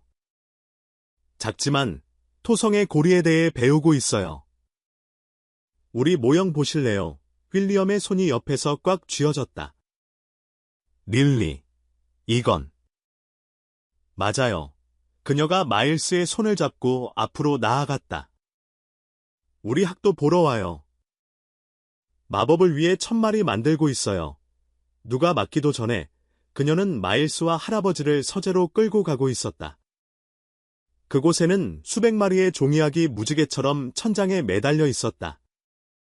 보세요. 그녀가 위를 가리켰다. 각각이 사랑, 행복, 그리고 가족을 위한 소원이에요. 엄마가 원했던 게 바로 이거잖아요. 더 많은 소원, 더 많은 사랑. 윌리엄은 종이 새들과 어린 시절의 꿈에 둘러싸여 가만히 서 있었다. 잠시 귀족적인 경멸의 가면이 미끄러져 내려가 그 아래에 날것의 무언가를 드러냈다. 소피아는 종이접기를 좋아했어. 그가 조용히 말했다. 네가 아기였을 때 너를 위해 작은 배를 접어주곤 했지. 알아요. 릴리가 그의 소매를 잡아당겼다. 나오미 선생님이 엄마의 옛 앨범에서 사진을 찾았어요. 저도 배 만드는 걸 도와주셨어요. 보세요. 그녀가 작은 종이배들이 액자 사진 옆에 놓인 선반을 가리켰다. 소피아가 아기 릴리를 안고 있는 사진, 이선이 그녀에게 책을 읽어주는 사진, 그리고 이제 새로운 것들. 나오미가 그녀에게 빵 굽는 법을 가르쳐주는 사진, 마일스가 장난감을 나눠주는 사진, 그들 모두가 공원에서 함께 있는 사진. 윌리엄은 사진 중 하나를 집어들었다. 그의 손은 그다지 안정적이지 않았다. 행복해 보이는구나. 행복해요. 할아버지. 우리 모두요. 엄마 때문에 슬플 때도요. 그래도 행복할 수 있어요. 나오미 선생님이 사랑은 모든 것을 위한 자리를 만든다고 하셨어요. 이성과 나오미는 문간에 서서 펼쳐지는 광경을 지켜보았다. 그의 팔이 그녀의 허리를 감싸고 그녀를 가까이 끌어당겼다. 애들 입은 못 막는다더니 그가 속삭였다. 윌리엄은 조심스럽게 사진을 내려놓았다. 이 학들, 아주 잘 만들어졌구나. 나오미 선생님이 우리에게 인내심과 정확성을 가르쳐주세요. 릴리가 설명했다. 그거 큰 단어죠. 그렇지. 아주 크지. 윌리엄의 목소리는 거칠었다. 내 엄마, 그걸 높이 평가했을 거야. 인내심 부분. 그녀는 항상 내가 너무 서두른다고 말했지. 그럼 지금 서두르지 마세요. 릴리가 6살의 논리로 말했다. 쿠키 드시고, 우리랑 별도 보고, 우리 가족이 얼마나 좋은지 보세요. 윌리엄은 손녀를, 정말로 그녀를 쳐다보았다. 아마도 처음으로 소피아의 아이가 아니라 그 자체로 한 사람, 번성하고 있는 한 사람으로. 가봐야겠어, 그가 마침내 말했다. 그리고 내 변호사들이 기다리고 있을 거야. 그들에게 전화해요. 이선이 조용히 제안했다. 물러나라고 말하고 저녁 식사에 머물러요. 손자도 만나보고요. 손자, 윌리엄의 고개가 휙 돌아갔다. 그게 가족이 하는 일이잖아요. 그렇죠. 나오미가 부드럽게 말했다. 성장하고, 변하고, 더 많은 사랑을 위한 자리를 만드는 거요. 오랫동안 윌리엄은 얼어붙어 서 있었다. 그러다 마일스가 그에게 다가와 약간 찌그러진 종이학을 들어 올렸다. 이거요, 그가 엄숙하게 말했다. 마법이에요. 윌리엄은 약간 떨리는 손으로 학을 받았다. 고맙다. 젊은 친구. 이름은 마일스예요. 릴리가 친절하게 알려주었다. 퍼즐 아주 잘해요. 윌리엄의 얼굴에서 무언가 금이 가더니 깨지는 것이 아니라 부드러워졌다. 봄의 얼음이 녹아 그 아래의 물을 드러내듯이. 아마도 내가 잠시만 머물 수 있을지도 모르겠구나. 릴리가 환하게 웃었다. 트렁크씨 데려올게요. 새 가족 만나는 거 좋아해요. 그녀가 마일스를 끌고 달려가자 윌리엄은 이성과 나오미에게로 돌아섰다. 이게 내가 인정한다는 뜻은 아니야. 그가 뻣뻣하게 말했다. 하지만 소피아는 항상 내가 너무 성급하게 판단한다고 했지. 너무 고집이 세다고 그가 계속했다. 그게 우리가 바라는 전부예요. 이선이 대답했다. 시간. 우리가 이미 알고 있는 것을 당신에게 보여줄 기회. 가족이란, 나오미가 부드럽게 덧붙였다. 혈연과 전통 이상이라는 것을요. 그건 선택이에요. 사랑이에요. 예상치 못한 꾸러미로 올 때조차 마법을 위한 자리를 만드는 거죠. 그들 위로 열린 창문에서 들어오는 저녁바람의 종이학들이 춤을 추었다. 각각이 소원, 기도, 이해를 향한 한 걸음이었다. 그리고 윌리엄 그레이슨의 눈이 쿠키와 코끼리 인형, 그리고 눈에 별을 담고 돌아오는 손주들을 보며 약간 젖어 있었다면, 글쎄, 어쩌면 그것도 일종의 마법이었을지도 모른다. 마음을 변화시키는 그런 종류의 마법. 종이학 한 마리, 한 마리씩. 윌리엄 그레이슨의 예상치 못한 방문 2주 후, 베넷 저택에는 부드러운 봄바람처럼 변화가 휩쓸었다. 양육권 소송은 공식적인 사과와 함께 취하되었다. 컨트리 클럽의 속삭임은 스캔들에서 호기심으로 바뀌었고, 따뜻한 일요일 아침, 가족은 아주 특별한 행사를 위해 정원에 모였다. 998 릴리가 조심스럽게 세며 또 다른 학을 그들의 컬렉션에 추가했다. 이제 2마리만 더 남았어요. 정원은 변해 있었다. 모든 색깔의 종이학들이 나무에 매달려 프리즘처럼 햇빛을 받았다. 잔디바데는 테이블들이 점점이 놓여 있었고 각각은 우아한 단수나무로 차려져 있었다. 하얀 리넨, 신선한 꽃, 그리고 각 중앙에는 정성스럽게 만들어진 종이학이 있었다. 정말 괜찮겠어요. 나오미가 입고 있는 단순한 하얀 선드레스를 조정하며 이선에게 100번째로 물었다. 여기서 모두와 함께 약혼 파티를 하는 거요. 이선이 그녀의 손을 잡고 손바닥에 키스했다. 난 우리에 대해 확신해. 나머지는 그냥 세부사항일 뿐이야. 정원 건너편에서 윌리엄 그레이스는 종이학들 사이에 그 밤 이후 상당히 부드러워진 표정으로 그들을 지켜보았다. 그는 마일스를 무릎에 앉히고 유아에게 간단한 배를 접는 법을 가르쳐주고 있었다. 이렇게요. 할아버지, 마일스가 물었다. 작은 얼굴이 집중으로 찡그려졌다. 완벽해. 젊은 친구 윌리엄이 칭찬했고 그 칭호에는 더 이상 어떤 아이러니도 담겨있지 않았다. 내 어머니의 예술적 감각을 가졌구나. 브룩스 부인은 근처 테이블에 페이스트리를 배열하며 눈물을 닦았다. 이런 날이 올 줄은 몰랐어. 그녀가 도와주고 있는 레이첼에게 중얼거렸다. 우리 아가가 이성 같은 남자와 약혼하다니. 사랑에는 그만의 논리가 있죠. 레이첼이 대답하며 작은 이벤트 기획가의 모든 권위를 가지고 케이터링 업체를 지시하는 릴리를 보았다. 소피아도 좋아했을 거예요. 그녀는 항상 이선이 행복을 위한 두 번째 기회를 받을 자격이 있다고 말했죠. 하객 명단은 애틀랜타 사교계가 예상했던 것보다 작았다. 그들의 비전통적인 여정을 지지해준 가족과 가까운 친구들 뿐이었다. 예의를 따지며 안절부절 못하는 이사회 멤버도 가십을 찾는 사교계 명사도 없었다. 사랑이 자신만의 규칙을 쓴다는 것을 이해하는 사람들만 있었다. 아빠, 릴리가 외쳤다. 모두 오기 전에 마지막 2마리 학지금 하면 안 돼요. 이선이 시계를 확인했다. 시간 있어. 나오미, 그들은 도서관 테이블 주위에 모였다. 정원으로 옮겨온 이선, 나오미, 릴리, 그리고 마일스. 윌리엄과 할머니들은 근처에서 개혁된 회의론자들의 연합전선으로 지켜보았다. 마지막 것들은 특별해야 해요. 릴리가 선언했다. 저랑 마일스가 하나, 그리고 아빠랑 나오미 선생님, 거의 엄마가 하나. 엄마, 마일스가 정정했다.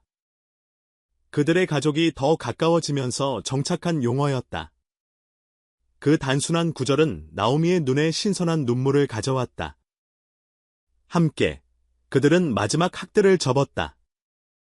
하나는 순백색, 하나는 깊은 파란색. 그것들을 컬렉션에 추가하자 1000마리의 종이 새들이 아침 햇살을 받아 정원을 색과 희망의 만화경으로 바꾸었다. 소원을 빌 시간이에요. 릴리가 신나서 뛰었다. 하지만 우린 이미 우리가 원했던 모든 걸 가졌잖아요. 나오미가 부드럽게 말하며 가족을 바라보았다. 그렇지 않나요? 기선이 그녀의 손을 쥐었다. 거의 모든 것, 그가 앞으로 나섰고 정원은 조용해졌다. 새들조차 아침 노래를 멈춘 듯했다. 소피아가 죽었을 때 그가 시작했다. 그의 목소리가 잔디밭을 가로질러 울렸다. 전 다시는 이런 종류의 행복을 찾지 못할 거라고 생각했습니다. 제 마음 주위에 릴리의 삶 주위에 벽을 쌓았죠. 우리를 보호하고 있다고 생각하면서요. 하지만 사랑은 그렇게 작동하지 않더군요. 틈을 찾아내고 스며들고 가장 척박한 곳에서 꽃을 피웁니다. 그가 나오미에게로 돌아섰다. 그녀의 두 손을 잡았다. 당신과 마일스는 우리 삶에 들어왔을 뿐만 아니라 그것을 변화시켰습니다. 당신들은 가족이란 잃어버린 것을 대체하는 것이 아니라 똑같이 아름다운 새로운 것을 키워내는 것이라는 걸 보여줬습니다. 나오미의 시야가 눈물로 흐려졌다. 이선이 그녀 앞에 무릎을 꿇었다. 그가 들고 있는 반지가 떨어진 별처럼 햇빛을 받았다. 릴리의 종이약들은 우리에게 인내심, 마법을 믿는 것에 대해 가르쳐줬습니다. 그가 계속했다. 1000번의 신중한 접기, 1000번의 희망의 순간. 하지만 진짜 마법은 그것들을 완성하는 데 있는 것이 아니라 그 여정에 있었습니다. 늦은 밤 쿠키 굽기와 이른 아침 천문학 수업, 상처 입은 마음을 치유하고 다리를 놓는 것, 집을 찾는 것 속에 집 나오미가 속삭였다. 정확해 이선의 미소는 빛났다. 그래서 나오미 브룩스, 우리 가족, 우리의 1000마리 종이 소원, 그리고 우리를 여기까지 데려온 모든 사랑에 둘러싸여 나와 결혼해주겠어요. 내라고 해요. 릴리가 무대 속삭임으로 말해 모두가 눈물 사이로 웃었다. 네, 나오미가 숨을 내쉬었다. 1000번이라도 내 이선이 그녀의 손가락에 반지를 끼워주자 정원 전체에서 박수가 터져 나왔다.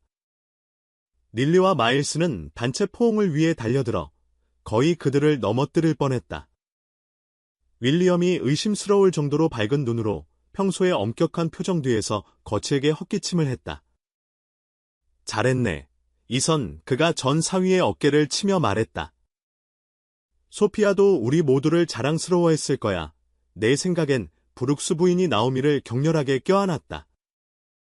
내 할머니가 이걸 좋아하셨을 거야. 아가, 이 모든 종이 새들, 이 모든 기쁨, 아침은 오후로 이어졌다. 웃음과 눈물, 그리고 끝없는 건배로 가득 찼다. 정원은 단순한 약혼 파티를 기대하고 왔다가 가족의 융합, 오래된 상처의 치유, 편견에 대한 사랑의 승리라는 더 희귀한 것을 목격하게 된 손님들로 가득 찼다. 릴리와 마일스는 확장된 가족의 자랑스러운 주인으로서 테이블 사이를 뛰어다니며 듣는 사람 누구에게나 그들의 종이약, 소원과 마법, 그리고 우주만큼 큰 마음에 대해 이야기했다. 해가 지기 시작하고 종이 새들 사이로 긴 그림자를 드리울 때 이선은 분수 옆에서 나오미를 찾았다. 그녀는 그들의 아이들을 지켜보고 있었고 약혼 반지는 마지막 햇살을 받고 있었다. 마음이 바뀌었어. 그가 부드럽게 놀렸다. 이제는 뭘 원해요? 나오미는 윌리엄이 마일스에게 또 다른 종이접기 모양을 가르치는 모습, 브룩스 부인과 레이첼이 가족 레시피를 공유하는 모습, 릴리가 어린 사촌들에게 별자리를 설명하는 모습, 그리고 그들 모두를 지켜보는 1000마리의 종이약을 둘러보았다. 아무것도요. 그녀가 부드럽게 말했다. 제가 바랄 수 있는 모든 것이 바로 여기에 있어요. 이선은 그때 그녀에게 키스했다. 부드럽고 달콤하게. 그들의 종이 새들이 저녁 바람에 춤을 추는 동안 그들 위로 첫 별들이 나타나기 시작했다.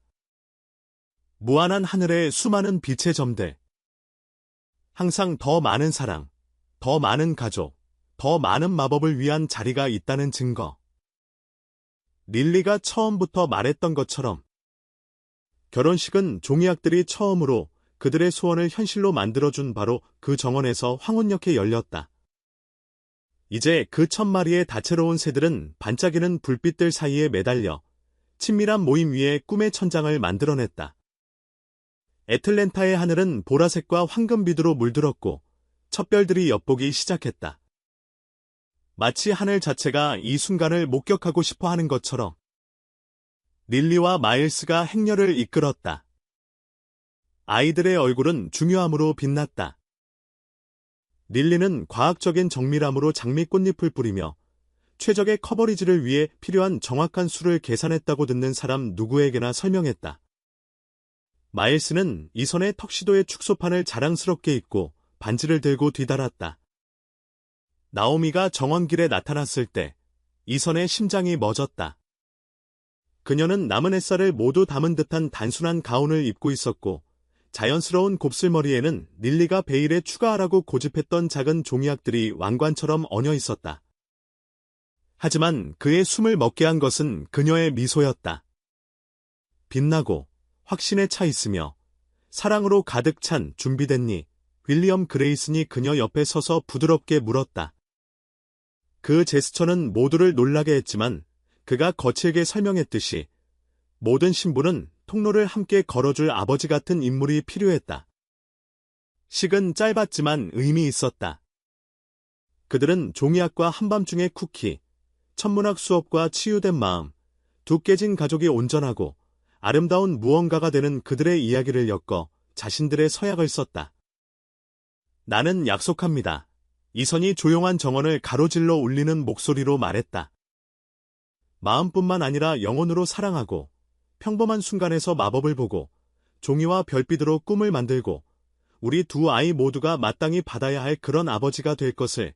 나오미의 눈은 그녀가 대답할 때 눈물로 반짝였다. 나는 소원을 믿고 두 번째 기회를 신뢰하며 우리 집을 웃음과 사랑으로 채우고 가족이란 우리가 어디에서 왔는지가 아니라 우리가 함께 가기로 선택한 곳이라는 것을 기억할 것을 약속합니다. 그리고 우리도 약속해요. 릴리가 끼어들어 모두를 웃게 만들었다. 그녀는 마일스의 손을 잡고 앞으로 끌어당겼다. 우리는 최고의 오빠와 여동생이 되고 항상 마법을 믿고 종이약 만들기를 절대 멈추지 않을 것을 약속해요. 목사님이 너그럽게 미소 지었다. 전통적인 시계는 없는 것 같지만 예외를 둘 수 있을 것 같네요. 이선과 나오미가 반지를 교환할 때 정원 불빛이 머리 위에서 지상의 별처럼 반짝이며 종이약들과 빛과 그림자의 춤을 추었다. 그 순간은 시간에 멈춘 듯 완벽하고 소중하며 영원했다. 내게 부여된 권한으로 목사님이 선언했다. 이제 두 사람을 남편과 아내로 선언합니다. 신부에게 키스해도 좋습니다. 그들의 키스는 달콤하고 부드러웠다. 약속과 꿈으로 가득 차 있었다. 주위에서 종이약들이 저녁바람에 흔들리며 1000개의 소원이 결실을 맺는 것을 목격했다. 뒤이은 피로연은 그들의 독특한 가족이 된 모든 것을 축하하는 자리였다. 테이블은 우아한 단수나무로 차려져 있었고 각 중앙 장식에는 정성스럽게 접힌 종이약들로 둘러싸인 가족사진이 놓여 있었다. 흰색과 금색의 걸작인 케이크는 위에 매달린 것들과 어울리는 설탕 공예약들로 장식되어 있었다. 브룩스 부인은 마일스가 윌리엄에게 복잡한 악수를 가르치려는 것을 보며 눈가를 훔쳤다. 내 손자 존바, 그녀가 레이첼에게 속삭였다. 이런 가족을 갖게 될 줄 누가 알았겠어. 레이첼은 릴리가 어린 사촌들에게 종이약을 이용해 별자리를 설명하는 것을 보며 미소 지었다. 사랑에는 그만의 지혜가 있죠. 그녀가 부드럽게 말했다. 소피아도 이 모든 것을 좋아했을 거예요. 나중에 그 음악이 정원을 채울 때 이선은 첫 춤 동안 나오미를 가까이 안았다. 그들 위로 종이약들이 수천 개의 작은 전구 빛을 받아 그들의 얼굴에 별자리 지도 같은 패턴을 만들었다. 행복해. 그가 그녀의 머리카락에 대고 중얼거렸다. 말로 다 할 수 없어요. 그녀가 대답했다가 릴리와 마일스가 춤에 끼어들어 포함시켜 달라고 요구하자 웃었다. 이선은 릴리를 들어 올리고 나오미는 마일스를 안았다. 그리고 그들은 가족으로서 함께 춤을 추었고 그들의 그림자는 정원 길에서 하나로 합쳐졌다. 이게 무슨 뜻인지 알아요? 일리가 신나서 물었다. 이제 새로운 소원을 위해 1000마리의 학을 더 만들 수 있다는 뜻이에요. 하지만 아가 나오미가 미소 지었다. 우리가 더 이상 뭘 바랄 수 있겠어. 일리의 얼굴이 진지해졌다. 어쩌면 우리처럼 천문학이랑 빵 굽는 걸 좋아하는 여동생, 이선과 나오미는 놀란 시선을 교환하고는 웃음을 터뜨렸다. 한 번에 하나씩 기적을. 공주님, 이선이 말했지만 그의 눈은 나오미의 눈과 마주쳤을 때 약속을 담고 있었다. 파티는 밤늦게까지 계속되었지만 결국 신혼부부는 분수 옆에서 조용한 순간을 찾았다. 그들 위의 종이약들은 물 위에 움직이는 그림자를 드리웠다. 마치 날아오르는 꿈처럼. 기억나. 기선이 물었다. 내가 처음 집에 와서 수영장 옆에서 릴리와 함께 있는 널 발견했던 그날. 어떻게 있겠어요? 해고될 줄 알았는데요. 대신 내가 내 마음에 불을 지폈지. 그가 그녀의 뺨을 부드럽게 만졌다. 사랑이 상실로 끝나지 않는다는 걸 가르쳐줬어. 단지 형태를 바꿀 뿐이고 내 종이약처럼 새롭고 아름다운 무언가가 된다는 걸. 우리 모두 서로에게 가르쳐줬죠. 나오미가 부드럽게 말했다. 릴리는 끝없는 마법에 대한 믿음으로, 마일스는 열린 마음으로, 심지어 윌리엄도 과거를 놓아주는 법을 배우면서요. 정원 건너편에서 아이들의 웃음소리가 들려왔다. 릴리는 사촌들에게 간단한 학을 접는 법을 가르치고 있었고, 마일스는 그들의 기술에 대해 아주 진지한 해설을 하고 있었다. 윌리엄과 브룩스 부인은 근처에 앉아 조부모의 자부심으로 하나가 되어 있었다. 우리 가족, 이선이 감탄했다. 모든 것, 고통과 기쁨, 과거와 미래가 마치 종이약처럼 접혀있네요. 나오미가 미소 지으며 말을 마쳤다. 각각의 주름이 필요했고 각각의 접기가 우리를 마법 같은 무언가에 더 가까이 데려다줬죠. 그들 위로 진짜 별들이 완전히 모습을 드러냈다. 이제 벨벳 같은 하늘의 수많은 빛의 점들. 그것들은 종이약들과 정원 불빛과 섞여 지상의 마법이 어디서 끝나고 천상의 경이로움이 어디서 시작되는지 구별할 수 없게 되었다. 바로 그래야만 했다. 나오미는 생각했다. 왜냐하면 진짜 사랑은 경계를 모르기 때문이다. 그것은 우주처럼 무한하고 아름답게 확장되어 이 순간으로 이어진 모든 이야기와 아직 오지 않은 모든 이야기를 위한 자리를 만든다. 케이크 자를 시간이에요. 릴리가 마일스를 이끌고 그들을 향해 달려오며 외쳤다. 그리고 새로운 소원을 빌 시간. 이선이 나오미를 가까이 끌어당겨 관자놀이에 키스를 눌렀다. 어때? 베넷 부이. 1000개의 소원을 더 빌 준비됐어. 나오미는 그들의 아이들, 그들의 가족, 그들의 종이학 꿈이 이루어진 것을 보았다. 당신과 함께라면 언제나 그리고 그들이 손을 잡고 축하 자리로 돌아갈 때 종이학들은 조금 더 밝게 빛나는 것 같았다. 마치 어떤 소원들은 이루어지기 위해 마법이 필요 없고 단지 사랑, 용기, 그리고 하늘의 모든 별을 담을 만큼 큰 마음만 있으면 된다는 것을 인정하는 것처럼. 끝. 이야기의 감정적 깊이를 바탕으로 청중을 위한 매력적인 질문입니다. 만약 당신이 릴리처럼 1000마리의 종이학을 접어 하나의 소원을 빌어야 한다면 무엇을 빌겠습니까? 이성과 나오미가 찾은 것과 같은 사랑을 위한 소원. 그들이 이룬 것과 같은 가족의 치유를 위한 소원. 아니면 인생의 도전에 맞설 용기를 위한 소원. 각각의 학은 당신의 꿈을 향한 한 걸음을 상징합니다. 우리 이야기에서처럼 당신은 어떤 여정을 선택하시겠습니까? 생각해 보세요. 때로는 우리의 가장 깊은 소원은 단지 우리가 원하는 것에 관한 것이 아니라 그것을 향해 노력하는 동안 우리가 어떤 사람이 되는지에 관한 것입니다. 릴리와 그녀의 가족은 그들의 종이학을 통해 이것을 배웠습니다. 당신의 1000마리 종이학 여정은 당신에게 무엇을 가르쳐 줄까요?